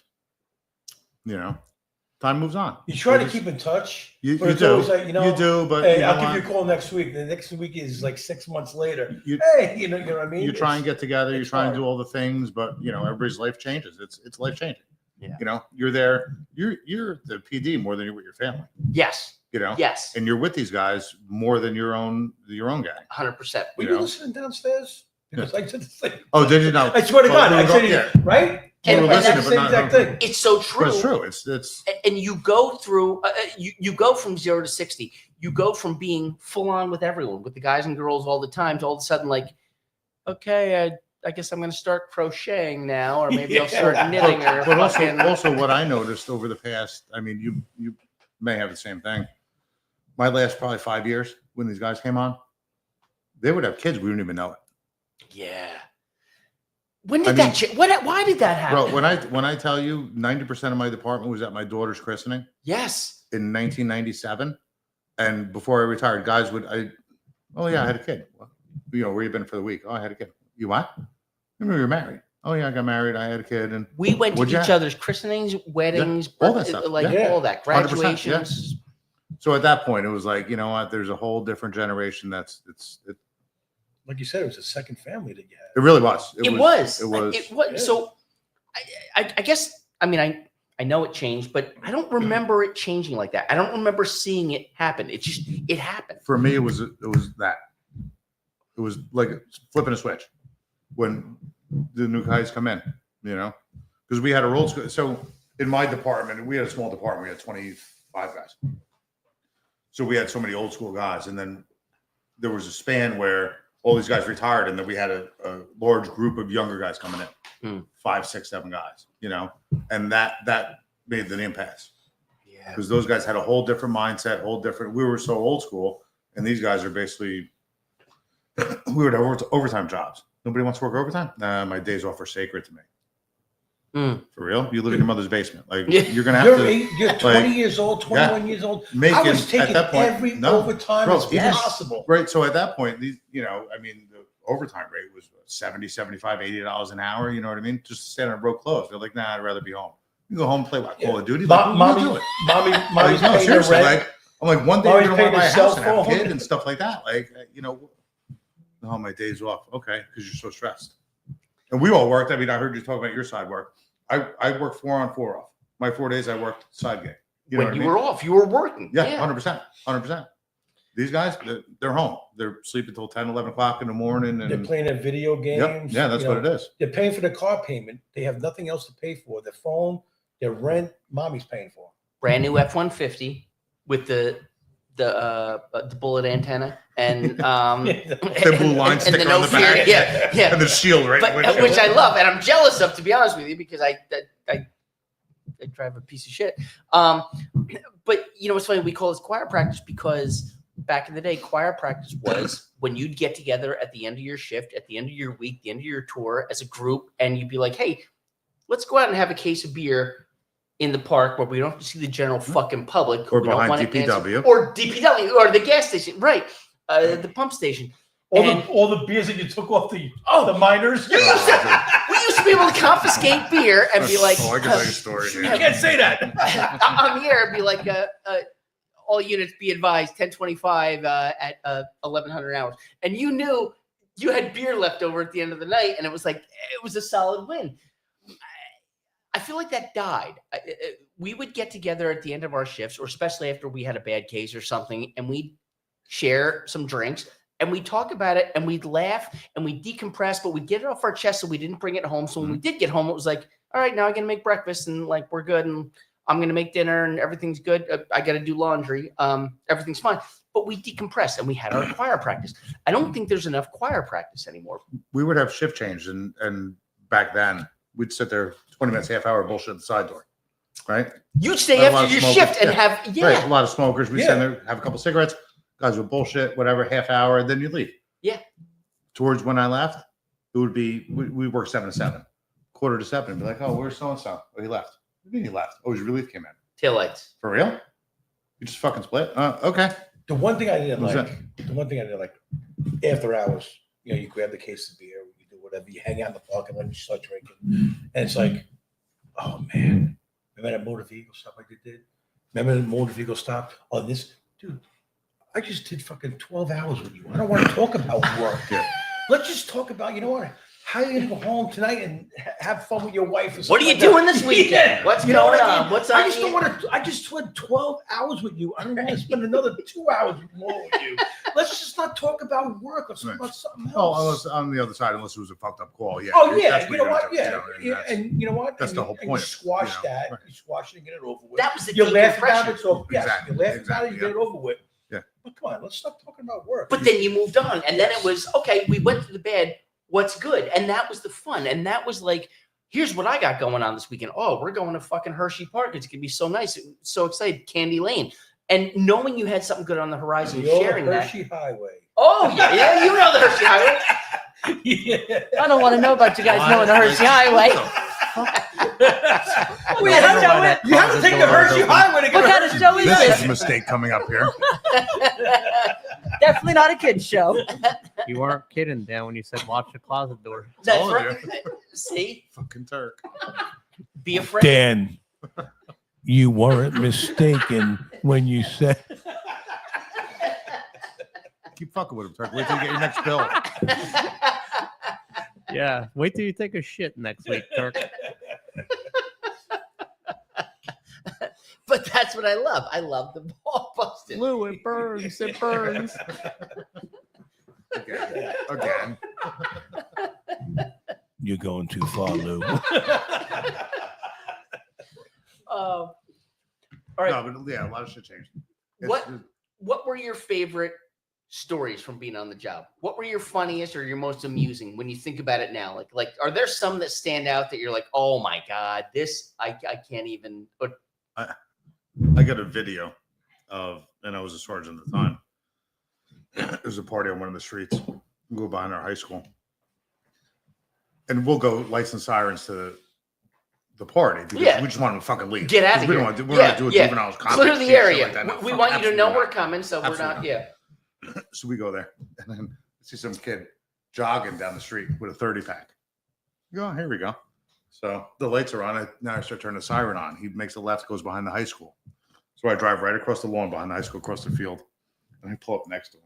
I'm like, you got 30 seconds to drop that. He's like, what? And then there's a fence right there. I pulled up. So the fence is here, patrol car's here. He stops. He looks at me and go, you got 5 seconds now to run. He's like, huh? I'm like, 4, 3, 2. He drops a 30-pack and he runs across the front of my car. I got a video. I took it off to runs into the woods. Got out, popped the trunk, took the 30.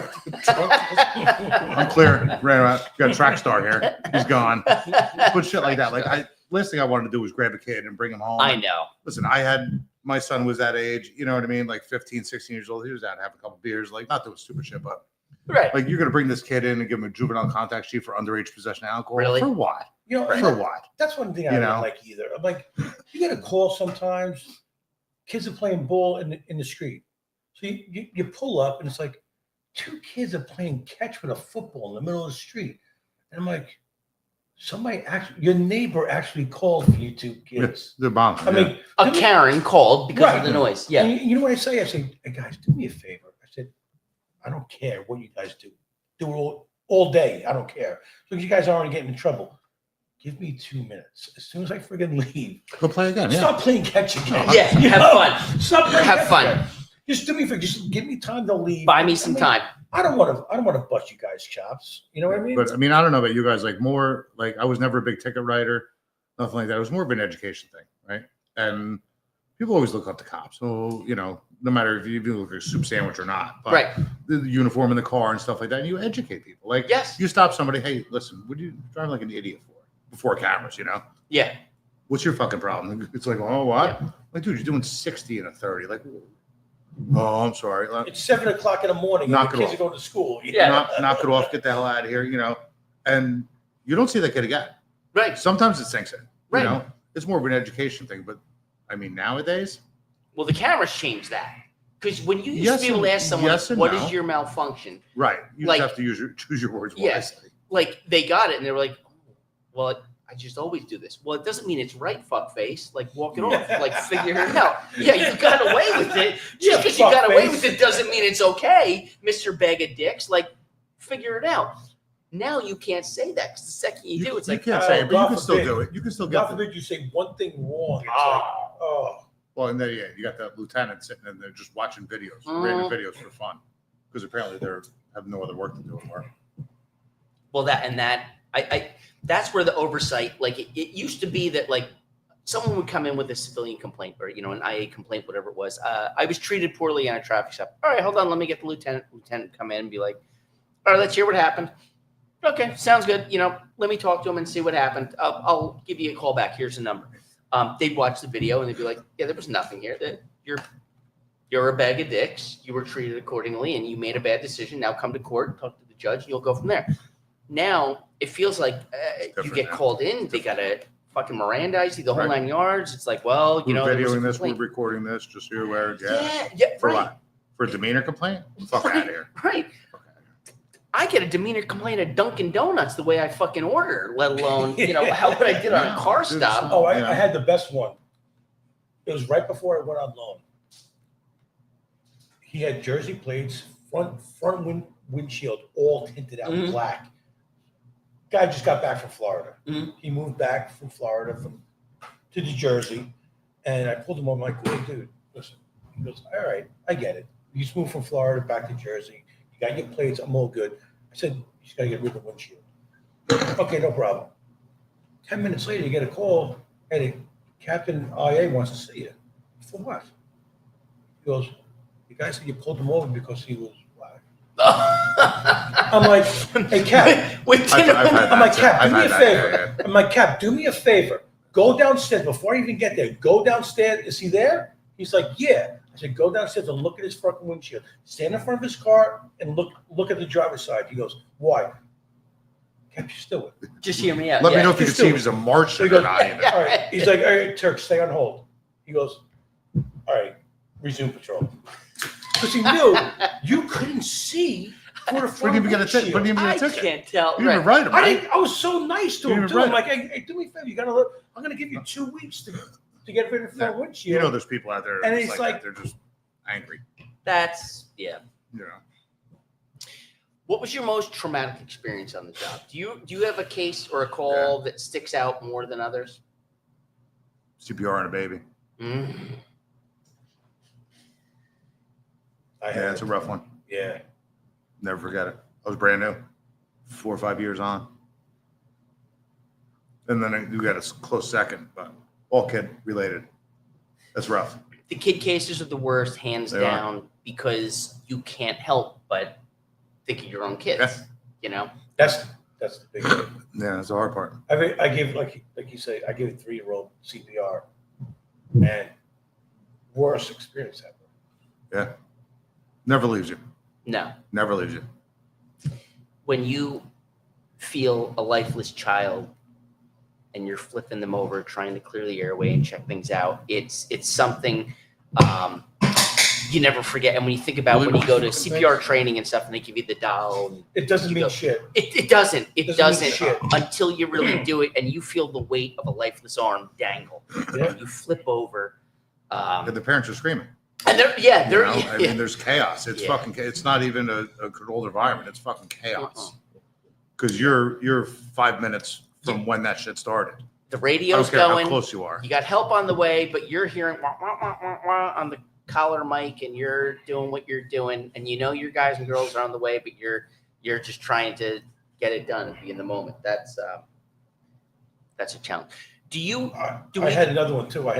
Yeah, do it. Cut you off. But, no, please. Oh, yeah, just he can go fuck himself. That's fine. Just interrupt him. Oh, I'm sorry. It's only you're his interrupting me. It's only his Cappy's fucking show. thing here. It's only his fucking show. It was me and Cappy's show today. You and fucking the plumber really interrupted us over here. Please. I hope you forgot what you were going to fucking say. I was about to go to fucking dinner, and we get a call of 60 people hostage. So we go there, at a post office. So yeah, this is bullshit. You know what I mean? So I get there, I'm running in, and the guy goes, "What are you running in for? There's nothing big's going on." The guy left. So I'm like, all right, the guy left. So then I'm looking on my side, and I see somebody fucking peeking around the fucking corner. So then Long story short, a guy sliced fucking 3 people's throats. He went there to fucking kill his girlfriend, so he's in this small little fucking room, right? And he's peeking out, and I'm like, "What the fuck is this guy doing?" And all of a sudden, I see a gun. Oh, right. So then, I have a couple other people are there, and I'm like, come out. Guys refusing to come out. So now in my head, I'm thinking, I'm gonna bum rush this motherfucker. If you don't come out in my next command, I'm gonna fucking bum rush him and then, do what I got to do.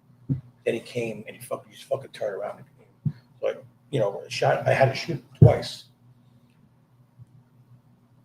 Then he's laying on the ground, his arm picks up. Oh, then I shot him one more time right here. So I cleared the room, and then I walk up to him. Like, what a fucking rush that was. Yeah. I'm like, what a fucking rush that was. But long story short, though, he went there to kill his girlfriend. He had the guns and his fingers taped to his hands. So when he picked up his hand, the gun was still attached to his hand. So I didn't know. So I thought it was, He couldn't drop it, even if he wanted to. Because it was taped. And then in the back of the fucking locker room, the back of the locker room was a big, huge duffel bag filled with guns, knives, ammunition. He planned for the long haul. Oh, yeah. There was going to be a standoff. He had another. And it was going to be suicide by cop at the end. And that was bad. And then my deputy chief said to my chief, he's like, I'm so worried about Turk. What you going to do tonight? My chief's like, Turk? He's going to go home, grab a fucking 6-pack, and he's going to go hang out. So then I'm on my way home. I'm talking to my buddies. Hey, Andy, dude, fucking put on Channel 4 News. I'm on it. I'm hanging up. Hey, bud, put on Channel 4 News. It was like a big fucking rush. Yeah. But then, talking to a couple of people, they're like, down the road, and it might not hit you now. It might hit you down the road. Yeah, it'll pick up. Yeah. And then like maybe 4 years later, it hit me. Huh? It took that long. Yeah. And then what happened? Like, it hit you. So were you just in the middle of the day one day? No, we were at a fucking bar in New Rochelle, New York. Me and all my fucking buddies, and from some reason, out of the blue, hit me. That was it. Step back, yeah. Yeah. Because you pushed it out. Well, that's it. And then, the mind, it's amazing how the mind just put it in can the back, displace. Yes, and just put it to the side until And it's when ready. you And least it's like, expect it, when you it's going to fucking happen. That's what it was. Yep. We're all fucking hanging out, drinking, When you boozing, least just expect doing it, whatever, and then all of a sudden you Yeah. break down. Yeah. You break down. It's like, And you don't even know why. they're like, You don't even know what why. the fuck's wrong with you? Don't even You know know? why. stupid things. A stupid stimulus will bring it about. And whether you're watching a show, you hear a song, like a weird thing, a smell, something will happen. And it's like, crap. And it brings you back. Pulls it right back out. Pulls it right back out. And you reprocess it. You almost are re-traumatized from in your mind You are. dealing 'Cause with now what- you're dealing with it. Actually Yes. dealing with it. Because you didn't deal with it before. Yeah. And that's what we do. I mean, we have shit like that. We just done and move forward, right? Well, we don't deal with things. We never deal with things. Yeah, you only take time. and that's the thing with adrenaline. Adrenaline, you're dealing with the now. The adrenaline is helping you get through what's happening right now. And like you said, after the incident, after the shooting, you were on a high. I survived it. I'm good. And I just accomplished a good thing. Everyone's going to be okay. The bad guy is dealt with. Now you're processing and you're rolling with it and improvising. But it took you 4 years to think about that. Yes. That is very hard to explain to a jury. That's very hard to explain to the general public. That's Anyone. hard- Yes. But that was the funny thing too, is the prosecutor called me personally 2 days later and said, "Don't worry about anything." He goes, "You're fully cleared with everything. You're fully cleared with everything." So you checked it out. So you checked it out of your brain. You're done. I'm done. Right? Yeah. You processed it. It happened. Processed it, Event it was happened. done. I was Move I forward. was Move forward. black male from Nigeria. He came here to kill his girlfriend, and I'm like, "Oh shit! Now I got to fucking deal with I'm going to be the cover of the New York Times. Yes. It's gonna be me. My family's screwed. I'm gonna have like we were talking about before. The news people are gonna be in front of your house. I'm dealing with it. And then I get a call like 2 hours later, you're fully cleared. And I'm like, oh my God, I'm so fucking great. But I mean, and that's our issue, though. That's our mindset being in this. Like, shit happens, we don't deal with it. We just put it away and we wait and see what happens later on down the road. Till it arrives. It'll fucking come back. Till it arrives. It comes. Yeah. It may not be today, it may not be tomorrow, but it's gonna fucking be there. One more quick story. I'm new on the job, 3 years. I go to a suicide hanging, first one. It was a little, first time I ever seen somebody hanging, you know. We wound up cutting them down. He's up in the yard.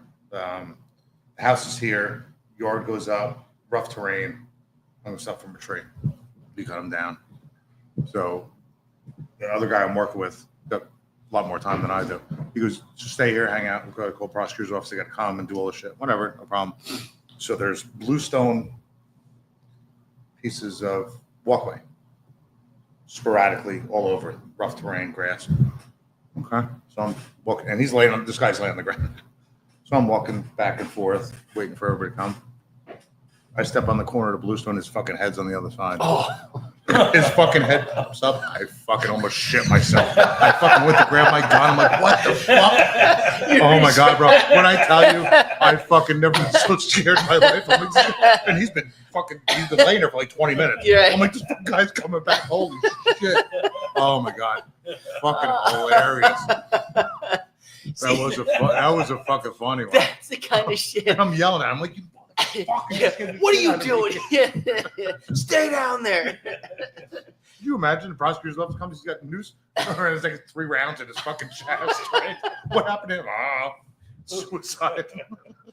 That reminds me, again, young guy, new cop, only a couple years on, get a call for a well-being check. Hey, we got a voicemail. My brother hasn't been doing well, and I think he might have hurt himself.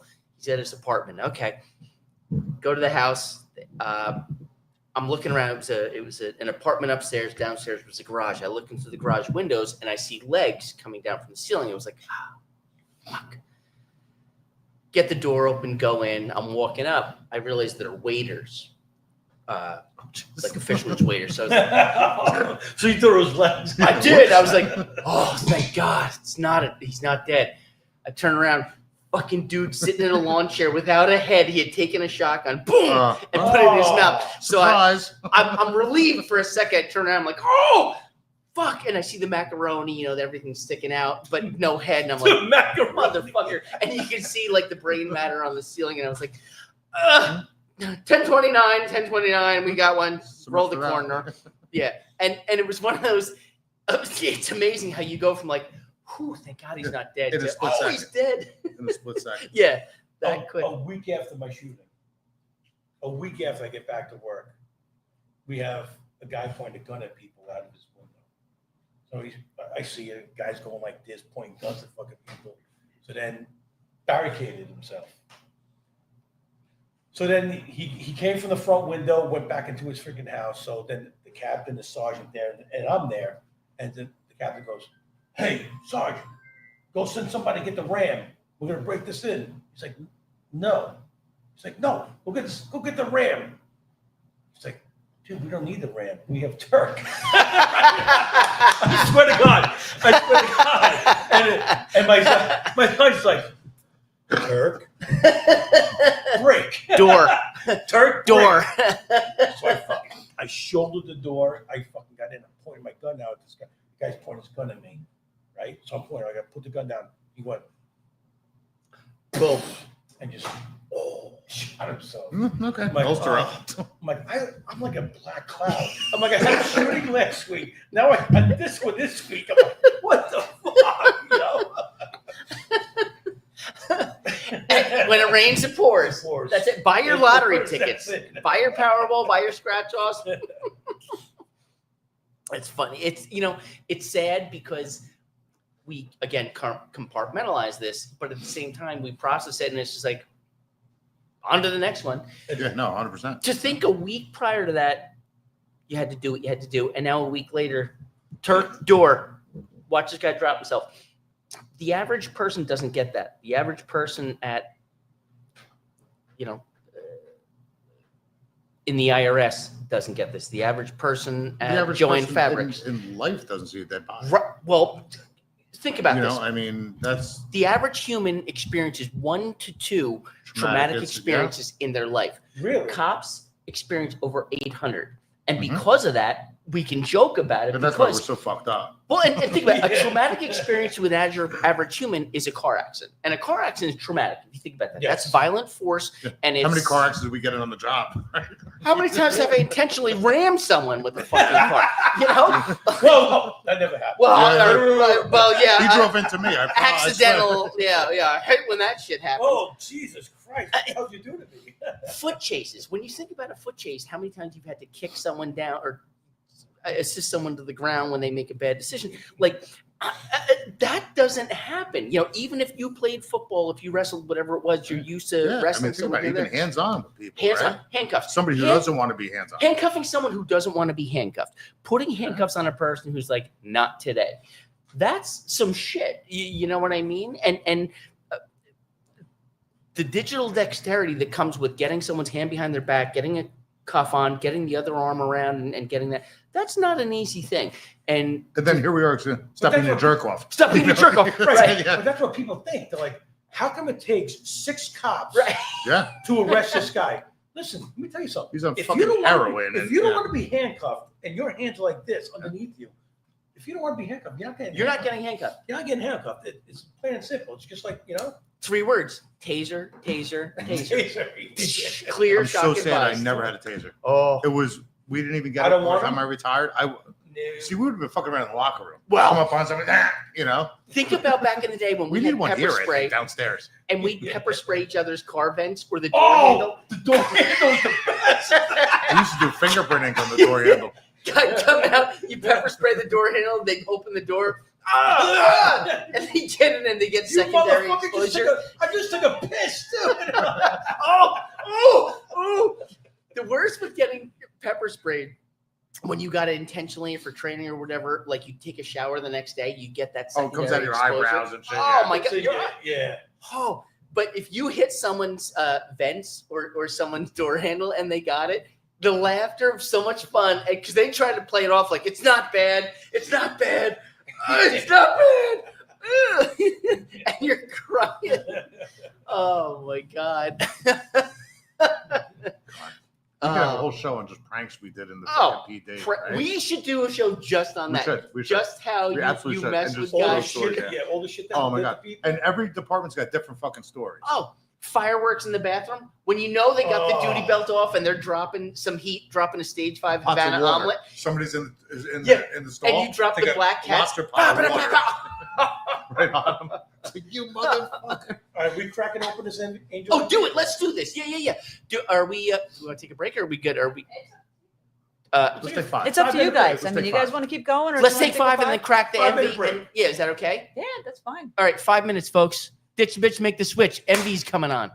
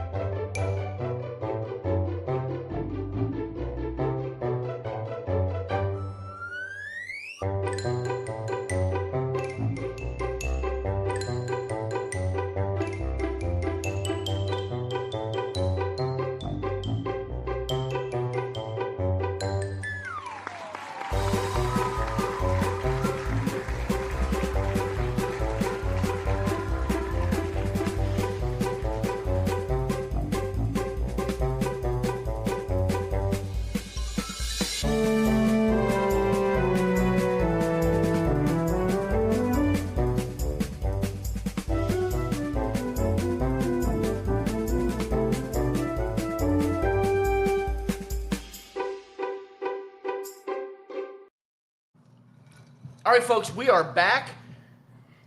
We're refreshed. We have some delicious Angel's Envy here, which is the Breakfast of Champions. Fucking bottle's almost gone. Oh yeah, we're not scared. We're not scared. This isn't our first rodeo. We get it done here. Ditch the bitch, make the switch, get it done, make it rain in this club. All right, so we're having a lot of fun.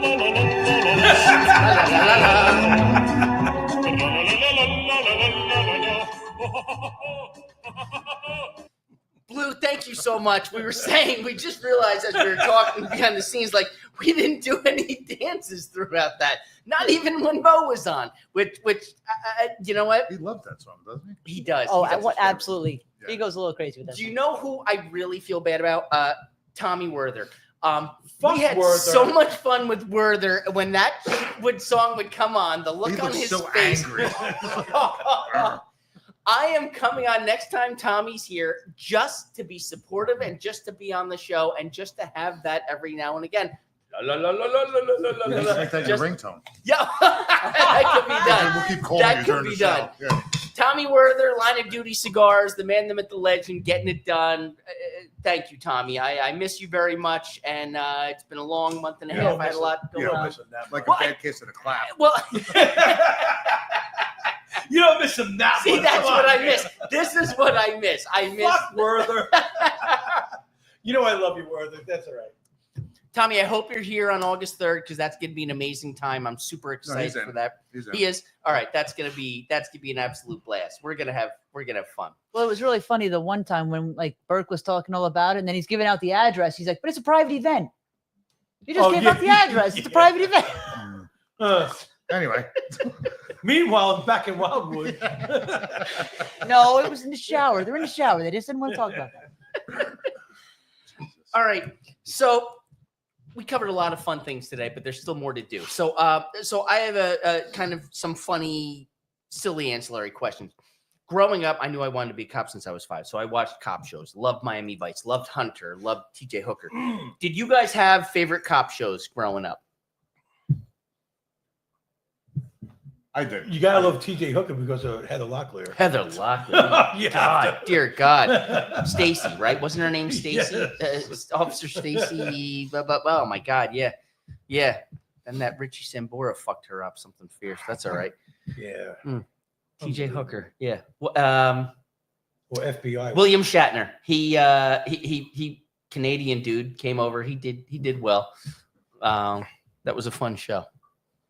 It wasn't like these days though. Like what's Melissa whatever for FBI? She's a looker. Oh, is it a newer show? No, Like a it's not a recent? new show. It's been like 6 seasons already. I don't. You know what? So that's funny. So being in patrol back in the day, I could never get into, aside from Seinfeld, I could never get into a sitcom to watch on a regular basis because I was never off on the same nights. I'm old in the mindset that I don't do Netflix. I don't do the streaming things. I just watch whatever's on. I swear to God, I probably watch Casino and Shawshank Redemption twice a week. Best movie Oh, ever. Shawshank phenomenal. Redemption. Oh, great. I could watch that a fucking thousand Great. times. I don't care Yep. what point it's on. When Nope. it comes on, I'm watching it. Whether it's when Red gets released or whether it's when who's the guy with the bird shake who's institutionalized?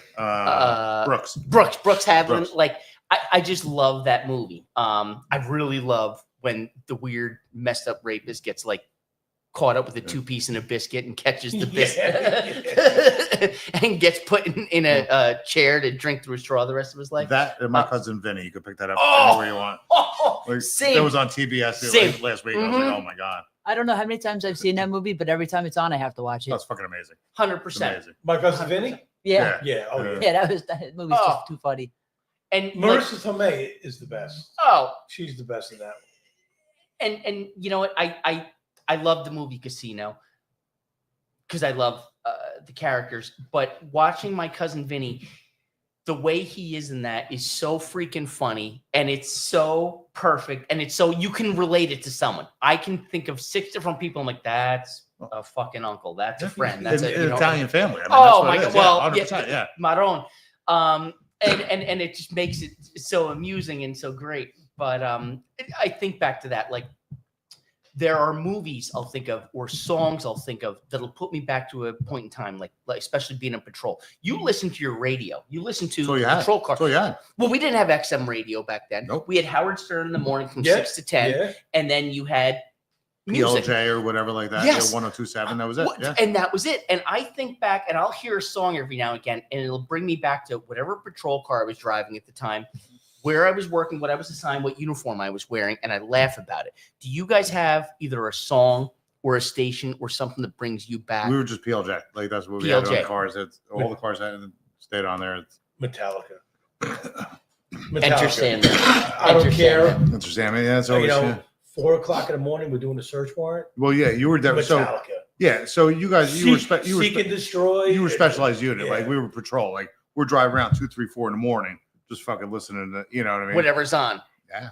Yeah. But you'd hear 4 o'clock in the morning, it'd be a dead zone. Then all of a sudden, a good song would come on. Back in Black, AC/DC, something like that. And it'd be like, I'm rejuvenated. The Full Horseman. Oh, it puts you right back to where you need to be. And there's still songs that'll come on from time to time. And I'll be driving in my Cherokee and I'll be like, there was a time. There was a time. I was something. I did something. And now I'm wherever I'm at. But it puts you Now here I back. am. Yeah. It's like, Now here I am doing fucking Stupid podcast in Phillipsburg. And talking With about 3 with idiots. retired With 3 asshole idiots. cops. and like eating crayons but licking windows so that you can do the artwork. Licking windows. Oh, yeah. It has to So- go right away back to eating crayons. So, Frank, you used to be a Marine, right? No, Is that what it was? No asshole. I'm sorry. Used to be a Marine. Hi, I'm Louie. I'm a plumber. That's gonna fall a little. Remember, Turk, your shit's my bread and butter. So here's the question. How do you want to be remembered? All my That's a accomplishments. crazy one. That's a crazy one. It's a tough one because Yeah, it's not you can't it can you go can't in a number of generalize ways. like that. Meaning, No, it's do you gotta want to be remembered as a great supervisor? Do you want to be remembered as a badass cop? Do you want to be remembered because you were humane, that you were genuine? Like what? And I guess I feel like so many of us, like I just joked about, like so many people let the job define them, whereas we're supposed to define the job. And when you're done, when you're retired, when you're gone, we joke like when you're gone, you're gone. They got your name on the wall. There's a picture, your badge number, but you're done. Yeah, no, yeah, you're a ghost. When people talk about you, when they say, "Oh, that can't be," he was a bag of dicks, or that can't be, "Oh, he was funny," "Oh, he was loyal." But he was a great cop. I want to. Well, that's so I'll say there fair. you go. I'll say fair. Fair. I was a supervisor for probably a little more than half my career. So my thought is I was always fair to all the guys. And in a small department, we would all come in. We have a sergeant's meeting, new squad, change squads every year. Mm-hmm. So we'd have a new guys, and I give them a stupid speech, as everybody does, all the bosses, and say, "Hey, listen, if you're right, I'll fight for you 100%.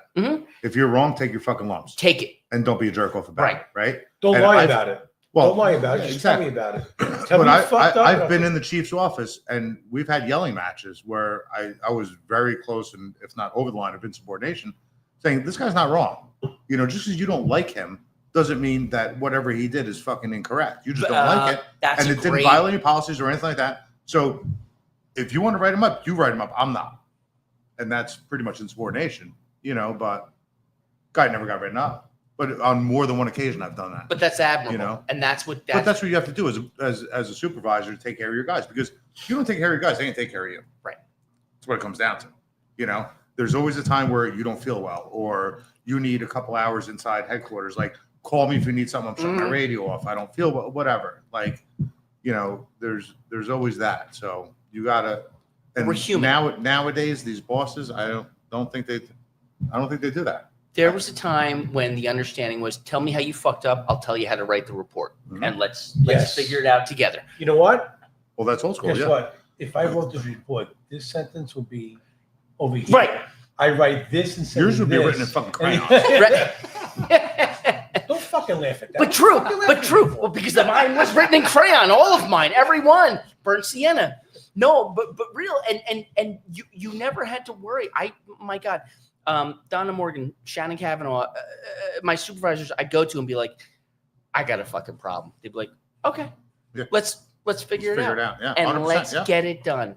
Danny Bannett, every one of our sergeants and lieutenants, the guys and the girls were great, and they were like, we're in this together. But I think that's a dying breed now. Well, that's scary. That's the way it was back then, though. I think it's a dying breed now. That's the way it was back. Like my first IA report, I was just telling you.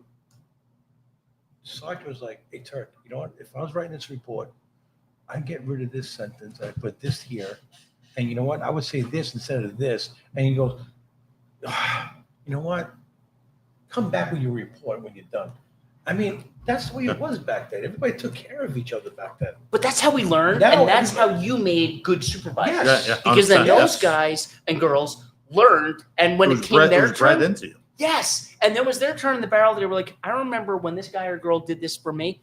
I'm going to do it for them," and you paid it forward, and that was the dominoes falling forward. That was working it out. I guess I pray it comes back to that at some point, and I hope that the pendulum swings. You hope. I do. I really do hope it fucking Yeah, happens. but this new generation, though, They we're think- workers, these right? new Our kids- generation are workers. Right, these new When- kids are entitled. They think they're entitled to everything. Weekends off, holidays off, the Yes. new car. Mhm. You know what, Oh, motherfucker? You just started. You know what? You have to wait at least like 3 fucking years before you do this or you do that. But they think they're entitled to everything. Do you 'Cause they're taken care remember? of. Now this brings me back to '95. Being a new guy, I remember volunteering as the schedule Don't fell. ever volunteer for anything. Well, and I learned that. I learned that. But I remember seeing that the schedule had me off on Christmas Eve. And I remember going to one of my sergeants and saying, "Hey, I'm off Christmas Eve. Would you like me to work your shift and you take a Wednesday for me or something so you could be home with your families?" Did you have a family back then? No, I was a young Okay. kid. I was a brand new cop, but my That's dad what had guys told did me. back then. Yes, and my dad said, "Look, this is what happened for me, so I could come home and have Christmas with you guys. When you do get on the job, pay it forward." I was like, "Oh, that's a great idea." So I was excited to see that I was off on Christmas Eve, and I was like, "Hey, Sergeant, I'm off. Can I work your shift and you work for me on a Wednesday or a random day? It doesn't have to be a holiday." And he was like, "Yeah, that's awesome, great, and I appreciate that." And I did that, and then 2 other guys I worked with saw that and were like, "Oh, that was a nice idea." And then they did that the next year, Well, they and did it do paid. it. They Well, did. you're talking back then. Well, this is 95, Yeah. We all 96, did it, right? We 97. all did that. It was just, Yeah. it wasn't expected. It was just like, do the right thing because you can. Exactly. And I guess doing the right thing because you can versus doing the right thing because you'll be compensated for it or because you'll get recognized for it was different. And we just did it. Nobody looked for anything. No, you didn't Nobody looked for expect anything. it. No. No, in any way, shape, or form. But now these guys want give me $300 and I'll give me a day and, too, and even- I'll do it for and you. I've done that even when I was young. When I got hired, I had a family, right? So when I got on the job, I had one kid and I had another one when, I was early on. I lived the town next door to where I worked. So even the guys with younger kids that lived 45 minutes away, you could I'm go like, home. bro, I'll split a shift with you, right? I'll work half your shift. They're like, really? And I was, a lot of times I was a sergeant at the time. I'll cover your shift. Like, stay home in the morning with your kids, open your presents, whatever, and then come in at 12, 1 o'clock, and I'll go home. I did that for a long time. And even after I retired, my son is a paid fireman. And he worked Christmas this year for one of the guys. He's a He's a tool, too. He's a tool. But he did the right thing, though, because it wasn't even, he saw and stuff like that. And he's like, oh, I hope he's watching right now, by the way. No, he's not. He's actually working. So he told me, he goes, oh, I'm working for such and such on Christmas Day, just so you're aware. I'm like, okay, I'll see you day after Christmas, which was very nice because the guy had small kids and stuff like that. And he appreciated it. And he got paid back another whatever, because he worked 24-hour shifts. They're smart. He got paid back another day and he didn't care. Like, it is what it is. But I told him, and he realized that somebody will do that for you when you have small kids. You want to be home when they open presents like this morning. It comes around. It's important. Very important, because we're never home. When we work this job, we're fucking gone all the time. So if you get a couple hours when your kids wake up to open presents and then go to work even, it's fine. That's your schedule. Your schedule. You can't take off. Yeah. Your son, thank you for him doing the work he does. If I could go back and do this over again, I would become a Newark firefighter instead of becoming a cop. 100%. Oh my God. Turk, brother. 100%. More time off than on. You're staying in good shape. Bro, Everyone. He works 8 days. One day on, 4 days off. He works 8 days a month. 8 days a month. So as much as I want to punch him in the face half the time, he's actually a pretty decent kid. And he listened to me because when he was younger, he's like, I want to be a cop like you. I'm like, no, you don't. I said, you want to be a fireman. And he started volunteering 100%. in local towns, stuff like that. 100%. And he wound up getting picked up. He worked for DPW for a couple of years, got into pension, and he got hired, full time in the fire department 2 towns over from us. And he's got the life. He's got the life. That's right. Gets paid the same as we did, right? Same pension, union, right? Same pension. yeah. I'm saying, and that's smart. That's what I say to these young kids now. They're like, oh, I want to be a cop. I want to do this. I'm like, dude, be a fireman. I don't know. Like you watch trucks. Honestly, bro. Once a week. Honestly, bro. I'm like, I mean, come on. I think I'd rather take a round than walk into a burning fucking house, dragging kids out. I don't know. I'll be honest with you. That's just my thing. But fire scares me. Heights scare me. Because you're fucking 4 feet tall. I'm sorry, Turk. You're fucking smarter than me, motherfucker. Hey, I get this. What is this? The chuckle patch back here? This guy, he's 4 feet tall. Fucking the chuckle patch comes over here. Oh my God. Oh shit. The most scared Right, I've ever fun. been was going into a fire once, because as cops, we're used to being in control of everything, and we restore order and we figure things out. You have no control in a fire. No. It's And roaring. you don't even know where it's going. Nope. You can't see. It's roaring black smoke. The ceiling's dripping on you. It's burning your polyester uniform. You can hear light bulbs cracking. You can hear the people screaming All outside. cracking, yeah. And you're on your stomach crawling up the stairs, and you're just trying to find this kid, and you're not in control. No one can hear you. You're yelling, police, police, and it's muffling. What firefighters do, what they go into, is amazing. No, I give him a lot of credit. Like I said, I would never do that. I wouldn't. Nope. That's another thing that, again, I got a nice award for. I went to a burned building. A 3-year-old and a 4-year-old, I had each arm, came out of a burned building. Took them out. The whole building. They were Nice. clapping when I walked out. It's like, such a. That's a high. That's Such a a good nice- feeling. Yeah. That's an It was a accomplishment. great- Thank God you got in there and got out safe. You know what I mean? Like I went on the fire escape.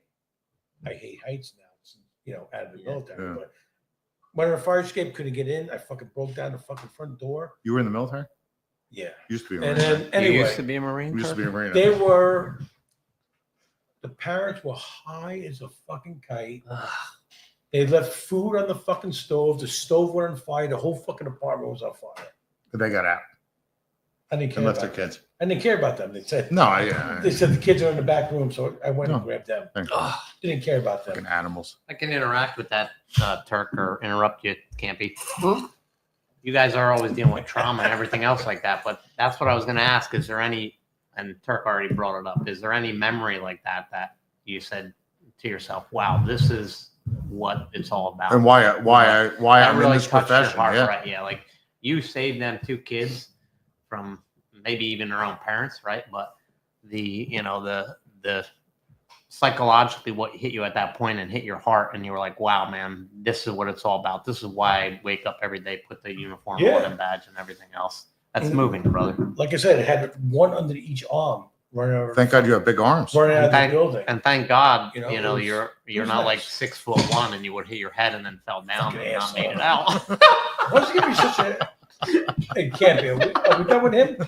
Are we done with him? Can we get fucking rid of him? You know, you bring up such good Can points, we get though. the fuck rid of him? And the thing is, the way you said that was perfect because you're remembering things now that you just kind of forgot about, that you just dismiss and you put away. Yeah. And you said it well.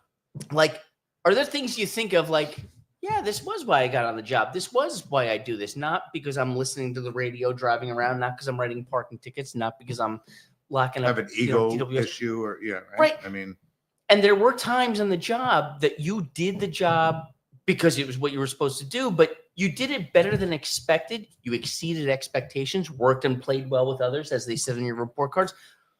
And not that you were not recognized for it, but you yourself were like, shit, I did a good job today. That's a good feeling. It's a feeling of accomplishment and a feeling that like, fuck, I'm okay. I'm good at this. Like, yeah, I was a C average student and the class clown, and that wasn't the best plan. But in the grand scheme of things, I'm doing all right here. Like, we got this. I'm doing my job. I'm doing my job. And like, whether it was in the Marines, whether it was this, whatever it was, you were accomplishing your task. You were given an assignment, you got it done, and you figured it out. Conversely, there were days where it was like, what the fuck am I doing? Why am I doing this? What part of this is a good idea?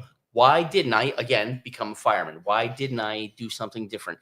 And I feel like there's more good days than there are bad days, but the good days, like you said, stand out. The good days where that happened, where you saved 2 children from peril because their parents were incompetent.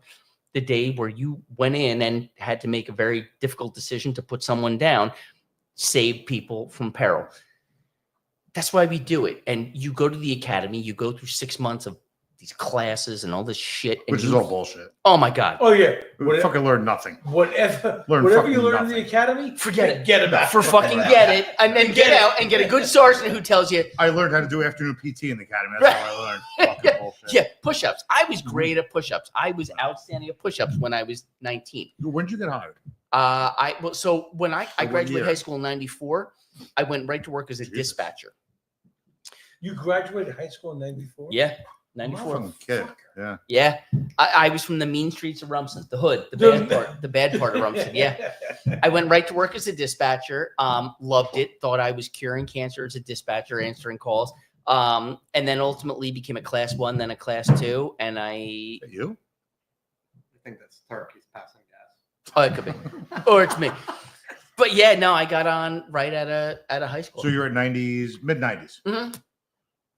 I don't know if you remember. So when I got hired, that was like the whole New York City, WallStreet.com stuff. Oh, right? yeah. They're making fucking money Mhm. hand over fist. Mhm. Now, fast forward 7-8 years later, right? Where everything fucking crashes out. Yes. And then we're in the spotlight. Yes. Because we're making so much money. Mm-hmm.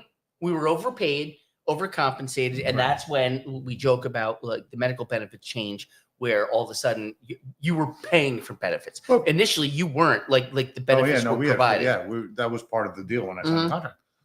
But my point is, everybody was like, "Oh, you guys make so much money," but nobody ever realized that we're working fucking our kids' birthdays. We're working at the holidays. We're missing all these fucking We're missing life everything, events. yes. Like how many? So if you sit back, like now that I'm retired a few years, and you kind of reflect on life, right? How many things did you fucking miss?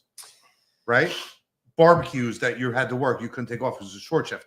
This, that you were tired, you're sleeping in the morning, you missed the kid's fucking concert or whatever. That's like a huge regret. And well, it's a regret, yes, but it can't be a regret because you have no control over it, right? You had to do it. But when they say we make so much money, all the shit we missed, I'd give that up. In you a know heartbeat. what I mean? In a heartbeat. In a heartbeat. I'll give it up in a heartbeat. In a heartbeat. And that's And My daughter's first dance recital. Yeah, I mean, Probably- we were in I such probably a missed it. spotlight in those years, about though. that. You know what I mean? Like stupid shit. We were in such a spotlight for those years. working in the prosecutor's office specifically, you know, when you're in patrol, you know, you're stuck. You hang your keys up, you're done though. Right. So you're in the bureau, you're in The phone doesn't you're on ring. call, right. When you're off, You're on it's not call. ringing. When you're in narcotics specifically, when the phone rings, you go. You were living the life of a drug dealer without the glamour of being a drug dealer. When the phone rang, you went. Same thing in local PDs, detective bureau. Same thing. There You're on you call, go. right? So, and you're it. yeah, and you're it's done. not a big bureau, so you're the guy You're it. or the girl, There's two and of them. you're Two of them. You're it. right. So when you get the dead one who's been fermenting for 2 fucking weeks, and now you got to go in and And handle do it. that investigation. You're gone for coming 12 out and hours. you're right. And then you're going to the autopsy the next day. So whatever recital you did have the next day, or whatever plan was for the next day, barbecue, whatever it was. Not happening. Sorry, it's on hold. Life interrupted. It's life interrupted, and that's not appreciated because the average Joe doesn't have life interrupted because they truly work then Monday to Friday, 8 to 4, 8 to yeah, 4, done. 9 to Yep. 5. Yeah, and like They're home. on Make Friday plans, make afternoon, vacation plans and stuff. Yeah. But I you know- laugh. You know what's funny? Yeah. When they get the call at midnight of the homicide, and I leave at 8 o'clock in the morning. You don't leave it at 8. Yes, I am. Why not? You're 8 hours in. I got to go to 12 o'clock. I started at 12 o'clock. I don't care what time I came in here. You Right. called me at 12 o'clock. Right. That's 8. I'm in. I'm in 8 hours already. I'm fucking done. I'm out. I remember 95.5 PLJ back in the day in Z100. Every Friday they had the Z100. Remember that? They had the 5 o'clock 5 o'clock whistle. Whistle, yeah, yeah. And it played this montage of songs. And it you're was just starting your shift. Oh yeah, it was like you're driving around your patrol car. It's like some motherfucker right now is listening to this, being like, Yes, I got the weekend. Todd Yeah. Rundgren, here we go, we got it. And I'm like, I still got fucking 6 hours left of this crap. And 2 more days. Yeah, And 2 more days. What the fuck? This isn't the weekend. All right. So here's a question. Powerball. I've been playing the lottery for years, 30 fucking years. Hasn't won shit. My wife's a saint. She does scratch offs. I get her all that, and I tell her one of these days it's gonna happen. You win Powerball. What's the first thing you do? Get rid of my wife. Oh, did I say that? That was a spur of the moment right there. I'm sorry. Turk had a seizure. Excuse him. It's a medical episode. Clear, shock advised. We're starting over. Excuse me. Sorry. That was, yeah. Turk has Tourette's. It's all good. Squirrel. Shiny thing goes by. That's a good question. Think about that.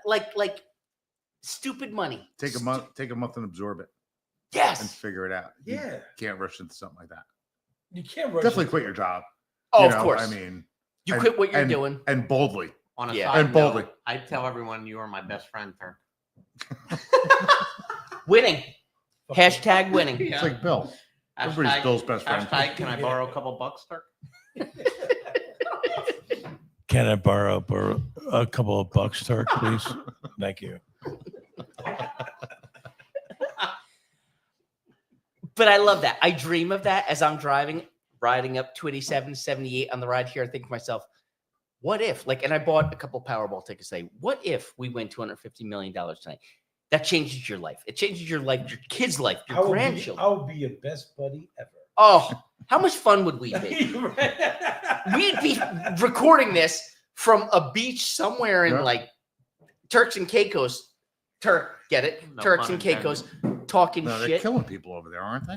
No. Yeah, but we take care of that. Huh? Mexico, they are. No, there was some girl that got killed or some guy got killed in Turks and Caicos. Oh, really? I thought. Anyway, How much fun would that be? Could you imagine, Blue? What would you do? that's You fuck- win. that's You fuck win you money. Powerball. That's fuck you money. Yeah. That's I don't even know. That amount of money is like just imaginable, like not even imaginable to me. You Well, think I don't- about I your don't really kids. know. it's tax. Oh yeah, no, my kids, absolutely. My grandkids, like yeah, definitely. But I don't know. I can't sit here and be like, oh, I would do this. I don't know. I never really thought about it. So I have this. I don't play the dream- lottery, so I It's don't. like, it's like the spur of the moment. You don't know. Yeah, like I mean, don't get me wrong. I'd find something to do, but I'd have to think about it probably. So I had this dream. I'd pay all your mortgages off, but don't keep that as a record because if I hit the lottery tomorrow, maybe I just Go pay fuck like yourself. a couple of years of mortgages off. We got you covered. You're like, You're good. here's a 30-pack of Miller Lite. Yeah, Choke yeah. on it. I pay for this. Fuck you. I would love to rent out this fun restaurant near us and tell everyone, come, we're having a dinner, but not tell them why or what's going on. And I would tape envelopes under every chair. Really? And each envelope would have a different denomination of cash in it. Depending on where you sat would determine what you got. And it wouldn't be. There's no fucking envelope under this table, dude. No, take a look. I didn't put anything under there. You're Wishful good. thinking. You're good for today, unfortunately. If you find something under there, I didn't put it there and it's not from me. And we don't want to know what it is. Yeah, and it could be very scary. But it would be so much fun to see people reach under, grab an envelope, open it, and the look of disbelief on their face of $10. Fucking 30 30 cents. grand. Oh, like a $5 bill. A Yeah. $5 bill? $10. Or like 30 grand. It would be so much fun. And then like have checks for everyone. Oh, I think that would be a lot of fun. It But really, how pissed off people would be, oh, right? well, I'd televise it too, because then a lot of people who wouldn't have been invited would be like, oh, I fucking like that guy. Like, I guess I was kind of a bag of dicks to him. Like I wish I didn't do that to him in third Yeah, grade, right? yeah. Shit, I shouldn't have written him up. Damn.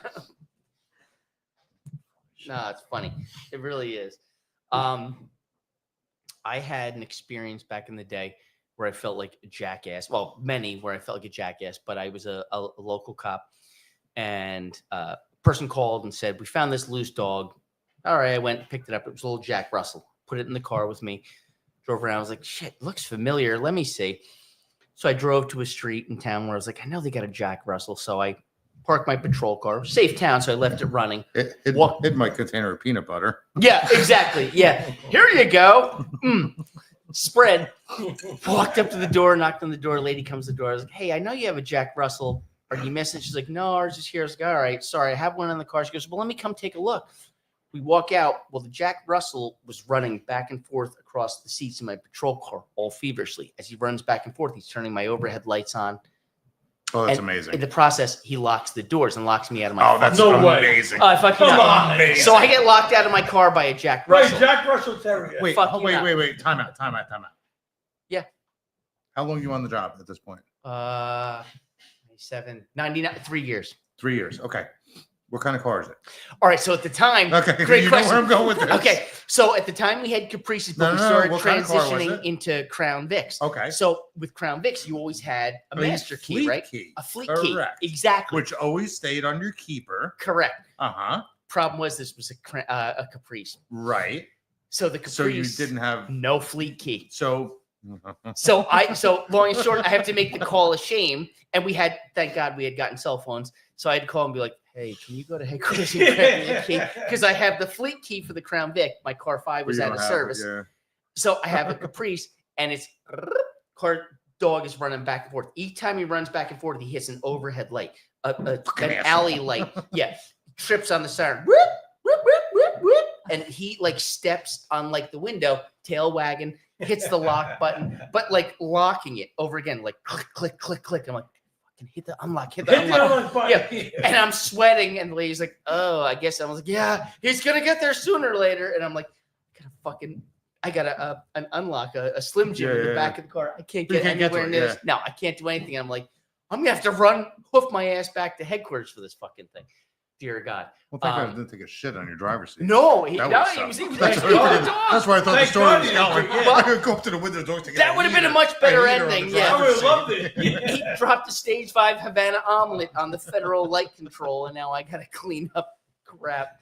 Oh, so That being said, do you have any embarrassing moments from being on the job where you were belittled or like you fucked yourself up or made a poor decision? And So, sergeant at the time, we got an arrest in. We're doing an arrest, and we know all it was within my last 7 years. So we all knew policies bullshit with that. Right? So we got the guy in the process room, can't have guns in there. Everybody's guns in the locker. So I was driving a Dodge Charger. So the keys are on my keeper, but my piece is in the gun locker outside in the hallway. We get 3 911 calls of house fire, active house fire. Fuck. So we got 4 guys working, 2 of us run out.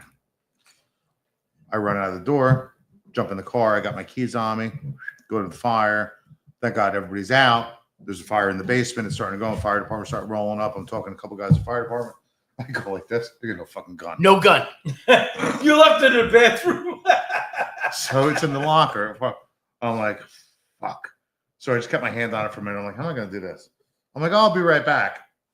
Go back to headquarters, get my fucking piece, put it back on, go out there. Learned a valuable lesson after that. When we have an arrest, I put my gun in the locker with my car keys. With your car keys. With my car keys. Lock the car keys with the gun. Never did that before, but that learned me. Thank God nobody saw it. It only has to happen once. Thank God nobody saw it, but yeah, it was. As soon as I put my hand on, I'm like, oh, my heart just stops. I'm like, fuck, my gun's in the locker. Yeah. That happened more times I care to remember because we'd come in for fingerprinting. Be like, hey, someone's here for fingerprinting. Go in, lock your gun, go do your fingerprinting. So come we out. kept ours when we fingerprinted people. Like regular. Oh, you're talking an arrest or a civilian? No, civilian. Like oh yeah, someone so we came would in keep for- ours when we did civilians. Yeah, Really? we never that policy. That makes sense. Well, we didn't work in the shithole like you did, but The hellhole, the hood of Rumson. Any embarrassing? I don't shit at work. Okay. I shit at home, strictly at home. Jesus Christ! All right, on that I'm note, just telling you, I shit at home. I don't shit at home. So all you Your leave number gun 2 is my yeah. number 1 business, Turk. I told you that earlier. Your number 1 business is You need to plug your business right now, please. Well deserved. LHJR Plumbing and Heating. he's our guy. Everybody's got a guy. He's That's our the guy. guy. They know That's a the guy. So when And he always answers his phone.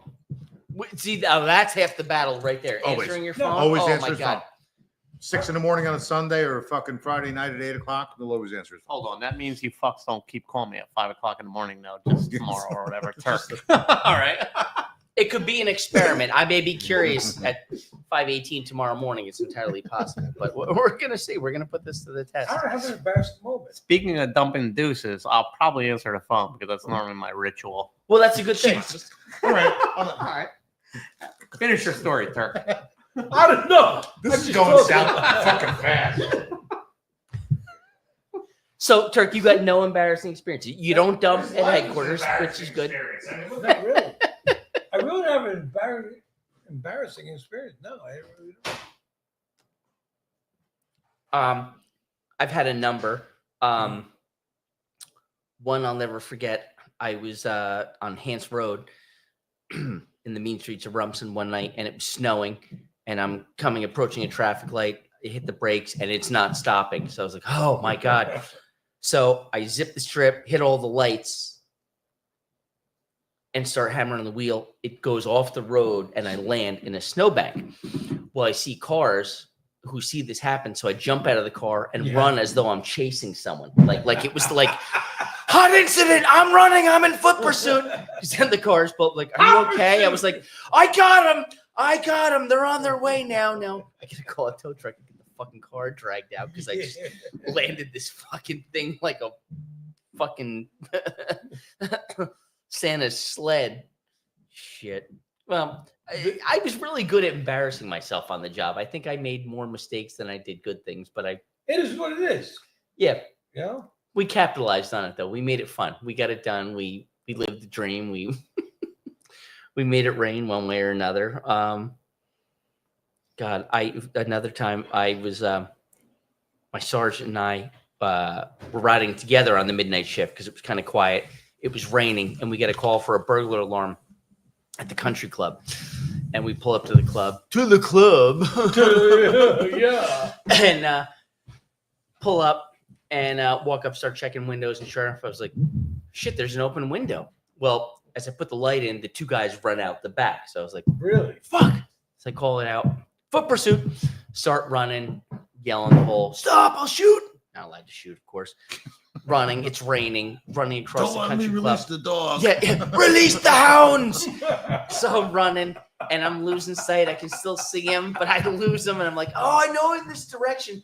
I'm running, and I can't see them at all, but I'm still going in the direction I think they're in. I run into a fucking water hole. Come on. Just running. Pitch dark. No lights on a golf course in the middle of the night. 2 feet of water, but I think I'm drowning. I get out. My radio. I'm like, they're still running westbound. I don't know. I'm in quicksand. Yeah. Dear God. Call me back up. Yeah, it was like Jungle Hunt all over again. Dear God. More embarrassing experiences than I care to remember from being on the job. My God. So no embarrassing experience for you, huh? No. Your career was just fucking peaches and roses. No, it really wasn't. I don't remember any really embarrassing. No coming out of the closet moments, Turk? Shut the fuck up, Lou.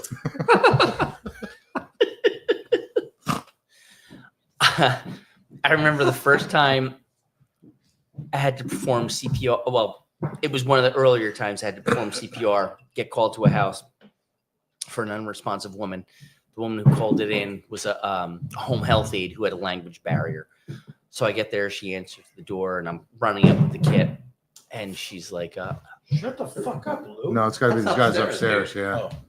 Oh. So I fucking INS. come running up. Oh, I'm like, the fuck? Yeah, that's loud.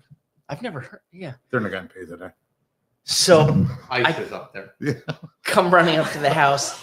The woman's directing me in. She on the floor. She on the floor. I come in and there's a woman, every bit of high 80s, like 80, 85, I want to say. I don't remember how old she actually was, 85, 87.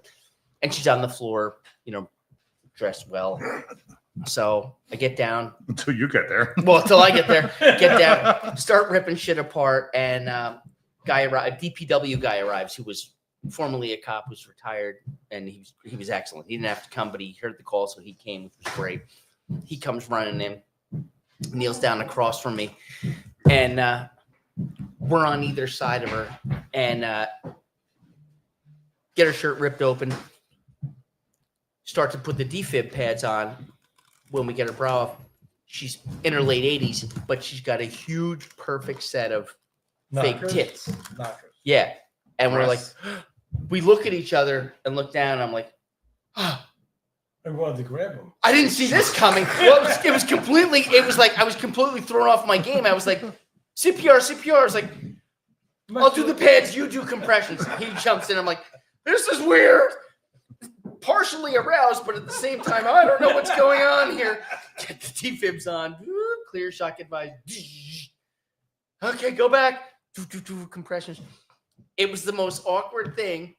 Yeah, she didn't make it, unfortunately. I was gonna ask you, did you ask her? I just came back, be like, those things are nice. I felt bad, and I remember being done and looking at Freddie and being like, I felt bad. Saying, well, that was awkward.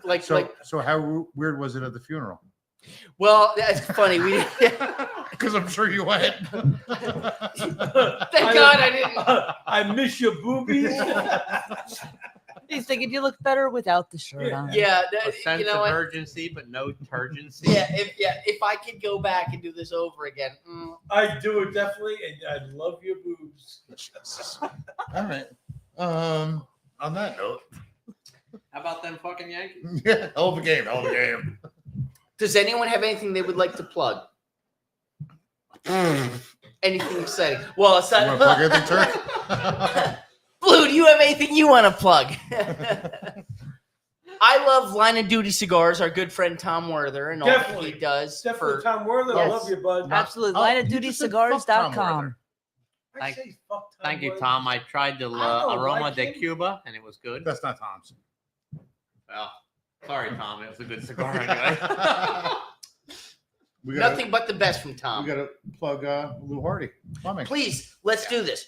Get in there. Give us a full rundown, my friend. LHJR Plumbing and Heating. I am the plumber. Fucking jerk. I'm the plumber. I help you guys out. I help you So plumb. if you need something, I'm the guy. Thank you. Yeah, and we're not afraid of working with vicious dogs that want to. Oh, his dog's fucking nasty. Yeah, that fucking thing. I was over there last week. That fucking thing. I said, I'll fucking put Were it around. you in the its house head. with him? Yeah.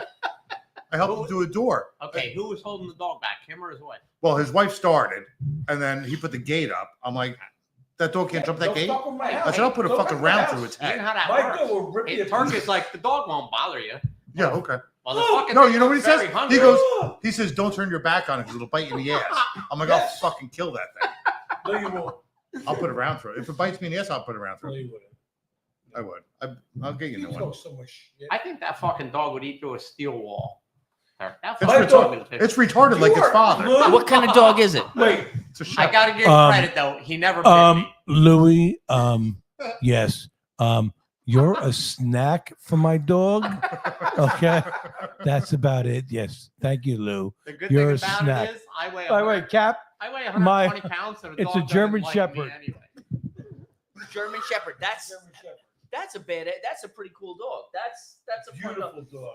German Shepherds command respect. My neighbor's got two, and I love watching them walk them because no one fucks with them. Like people admire and they wave, but they don't. Cappy, I'm a plumber and I have to watch out for my guys. So every once in a while, just thank you. I did almost pet it. Sniffed my hand. It sniffed my hand. I almost pat it. She did. And then she moved back a little bit. I'm like, She all was right, very fuck you good. then. Now, is Very she territorial antisocial. in that she's protective of you and the It's family? the house. yeah. It's the house. No, the house. But I love that. I hear her Yeah. fucking dog growl when I pull all the way up at the bottom of the cul-de-sac. See, I like that though. But that's and you know what? That commands respect, and that's a really You good got point. him right. Again, that's what a lot of what's missing because there were consequences back in the day. When you look at these riots and these protests, wherever you want to call them, when people see a Peaceful, dog, they don't fuck mainly around. peaceful. Mostly peaceful. When they see a dog, they don't fuck around because the dog won't take getting spit in the face. The Right, dog right. won't take getting yelled at or shit at or anything like that. The dog is going to say, "You look like Tasty. I'm I'm gonna bite you, and I'm not gonna let go until somebody punched me in the side of the head. Correct. Yeah. But can I say something? Yeah, No. please. No. Park, can I you don't get closer to the understand. microphone, please? Yeah. Nobody can hear you Yeah, wait, you get closer to the microphone. Don't swallow. You're breaking in my house. again. Okay? You come on my property. You're breaking in my house. My dog fucking bites you. You get sued You're getting sued. For what? because your dog is mean, like you. No, I don't get it though. But how can I get sued Keep voting Democrat. because There, fuck you, Dan. All of a sudden it's political, right? Yeah. Keep voting Democrat, Turk. I don't get it. Hold on. I really don't So- understand it. That my dog can bite you for coming. You're breaking in my house. Can you're in charge of these cameras, right? Yes. Can you focus in on this wall, please? Turk's not up Can there. you zoom it over there? Wolfman Jack. Yeah. So, what's missing from here? I'll give you a hint. It's a level and a fucking tape measure. Yeah. What the fuck is that? Seriously, what the fuck is that? That's been driving me crazy for fucking months. That's Josh. Like, bro, it looks like you sneezed and threw fucking nails in the wall. The last What the the last fuck? row, right? The last Bro, row. all of it. You got to Look give at- credit where Look at credit's the due. difference So. between the space. Mike hung them, right? Dan, is that correct? I love the hand. Yeah, So too. you got to Mike give credit. hung them. They're still up on the wall. Look at the space between the right of the vent and the left of the vent. Not, And look not at the difference. That symmetrical. one's fucking crooked. That one's an eighth of an inch apart. That one's a half inch apart. The space is.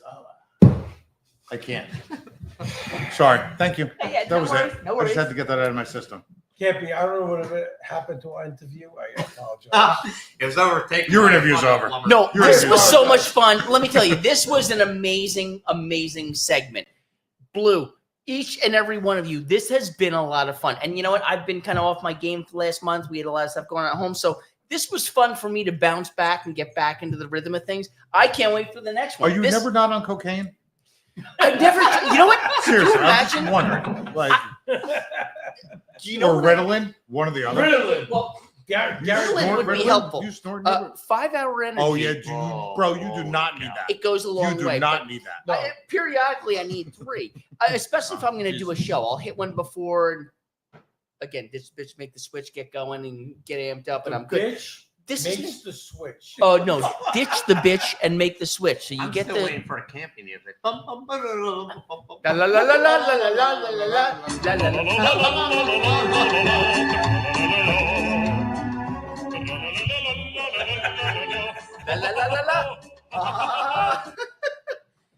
Thank you, everyone, for getting dressed up today, for making it fun, for getting it done, and Blue for being here, for making the trek. I saw all the traffic backed up. Yes, yeah, and You thank made you, it. Mo.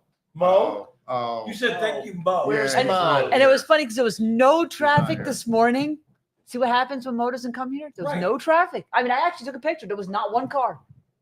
Really? Yeah. So I once again think I'm really impressed taking that life hack and taking the paid bridge across to double around. And it's worth its weight in gold to not sit in that. The whole $2? Ooh. I'll Hey, pay, big I'll pay spender. $30 to cross that bridge to not have to sit in that traffic. And then I get a chance to walk across the bridge to trade in my wife's scratch offs to get the Pennsylvania Oh, scratch right offs, there, which yeah. is super fun, which is kind of fun. So this is a fun day. This has been an amazing day at BBO headquarters. I Definitely. cannot wait for August 3rd. That's going to be Oh amazing. yeah, August. That's gonna be a lot of fun. Turk, thank you. Thank you, everyone who joined us Thank you. today. This is so much fun. It was a fun day. Thank you all for your service. Thank you for what you do. Thank you for making you it gonna rain. Plug a prank show for the PD August pranks? 3rd? August 3rd? No, the PD pranks. We got to do a show based Oh, on that only. All right. So we're I think. going to do a show just based solely upon pranks that guys and girls have played on each other while on the job. Yeah. And we'll take And that's going calls. to be interesting because Oh, you're going to have old school guys and new school Hell guys to see yes. the comparison. we're And getting you know they're all going to be true. we're You know, getting a it's- couple Jersey City guys on. Rob Henney, we're getting him on. Brian Green, we're getting a bunch of guys in here, and we'll have a whole round table because That's could going to be a 4-hour show. That could be a 4-hour show just Yeah, talking about 100%, bullshit that we've done to each other. And Things that you laughs couldn't all even day long. imagine doing today. Could you imagine throwing fireworks into the bathroom Oh, stall of a young? No, not Could you imagine putting a dead bird in somebody's police hat? You gotta be careful with the fireworks, so you can blow a No. toilet up. Can't be. The best is LHCR will reset that blown up toilet. Yeah. And here's our Somebody resident did that in plumber. high school. They did that in high school. Blew a toilet up. Kid got hurt. You know, it wasn't fun. the best is the mace in the Oh, car handle. the mace under the door handles, We pepper used to- spray under the We door used to do handles. one dot of the old. Remember the ink when you roll the ink out for fingerprint people? We take one dot of that, put it behind the shifter on the police car. 'Cause we Oh. used to put the door handle, and they put it in the shifter. They come back and wash their hands. What the fuck? We used to put on the brims of guys' fucking police hats. Oh, Bro, the Class A hat. Summertime, fuck, we had one guy, sergeant. He put his fucking hat on all the time. He'd get back in the car, take his hat off, fucking sweating. Fucking looking, we'd go to war. With the whole black down his face. It was fucking amazing. So mad. So let me answer that real quick. I'm sorry, I'm ADHD. Class A hats. We always had to wear them on traffic stops back in the day. It seems like no one wears Class A hats anymore. You need a fresh one? Oh yeah, get in there, bud. What the fuck are you doing? Yeah, Class A hats. Lose our plumber's drunk. We got our plumber drunk. Welcome to the show. Class A hats. It seems like guys and gals don't wear. He's Look, like, Don't call him to fix your plumbing He looks today. like he's going through Wait withdrawal. till pointing to it. tomorrow. He looks like he's going through withdrawal. I want Yeah. that. oh, I need that. Wait till tomorrow to call him, please. I thought we needed Narcan for We a could second. probably I send the wasn't guy, sure. but Yeah. I know a guy that I can send. the yeah, guy. we'll send Aiden over. He'll fix it. Oh, What my you saying? God. Class A hats. Fan or no? Thank God. Not So a we fan. all got assigned. Mhm. I have one Class A hat for my career, 25 years. I never wore it. I have a small head, so it was very, Awkward. we were Like a allowed to wear personal baseball problem. hats, but I'm not a hat guy. Yeah. So I never wore a hat. And thank God my department never enforced Mandated. that.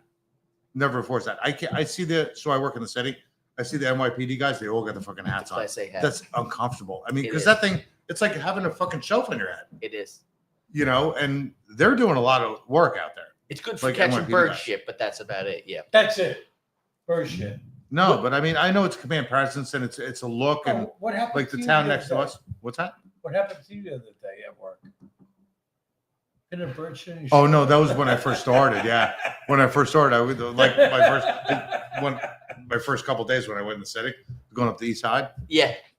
I'm walking back. I'm in a fucking suit, like a jerk off, right?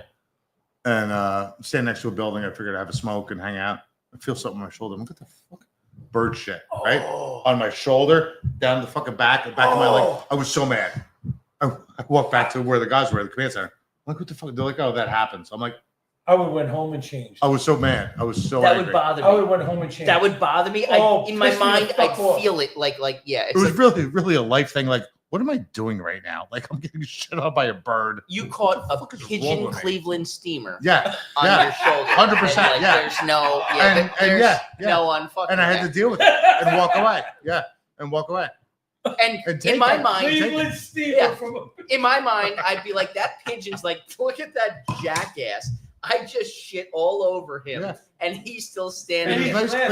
nice clean he's suit. laughing at Yeah. me. And Nice that clean suit. motherfucker's like, what? Hold it. Hey, Bert, go try it. Watch. He's just going to take it. Because he guys just joke, but that's the importance of a good plumber.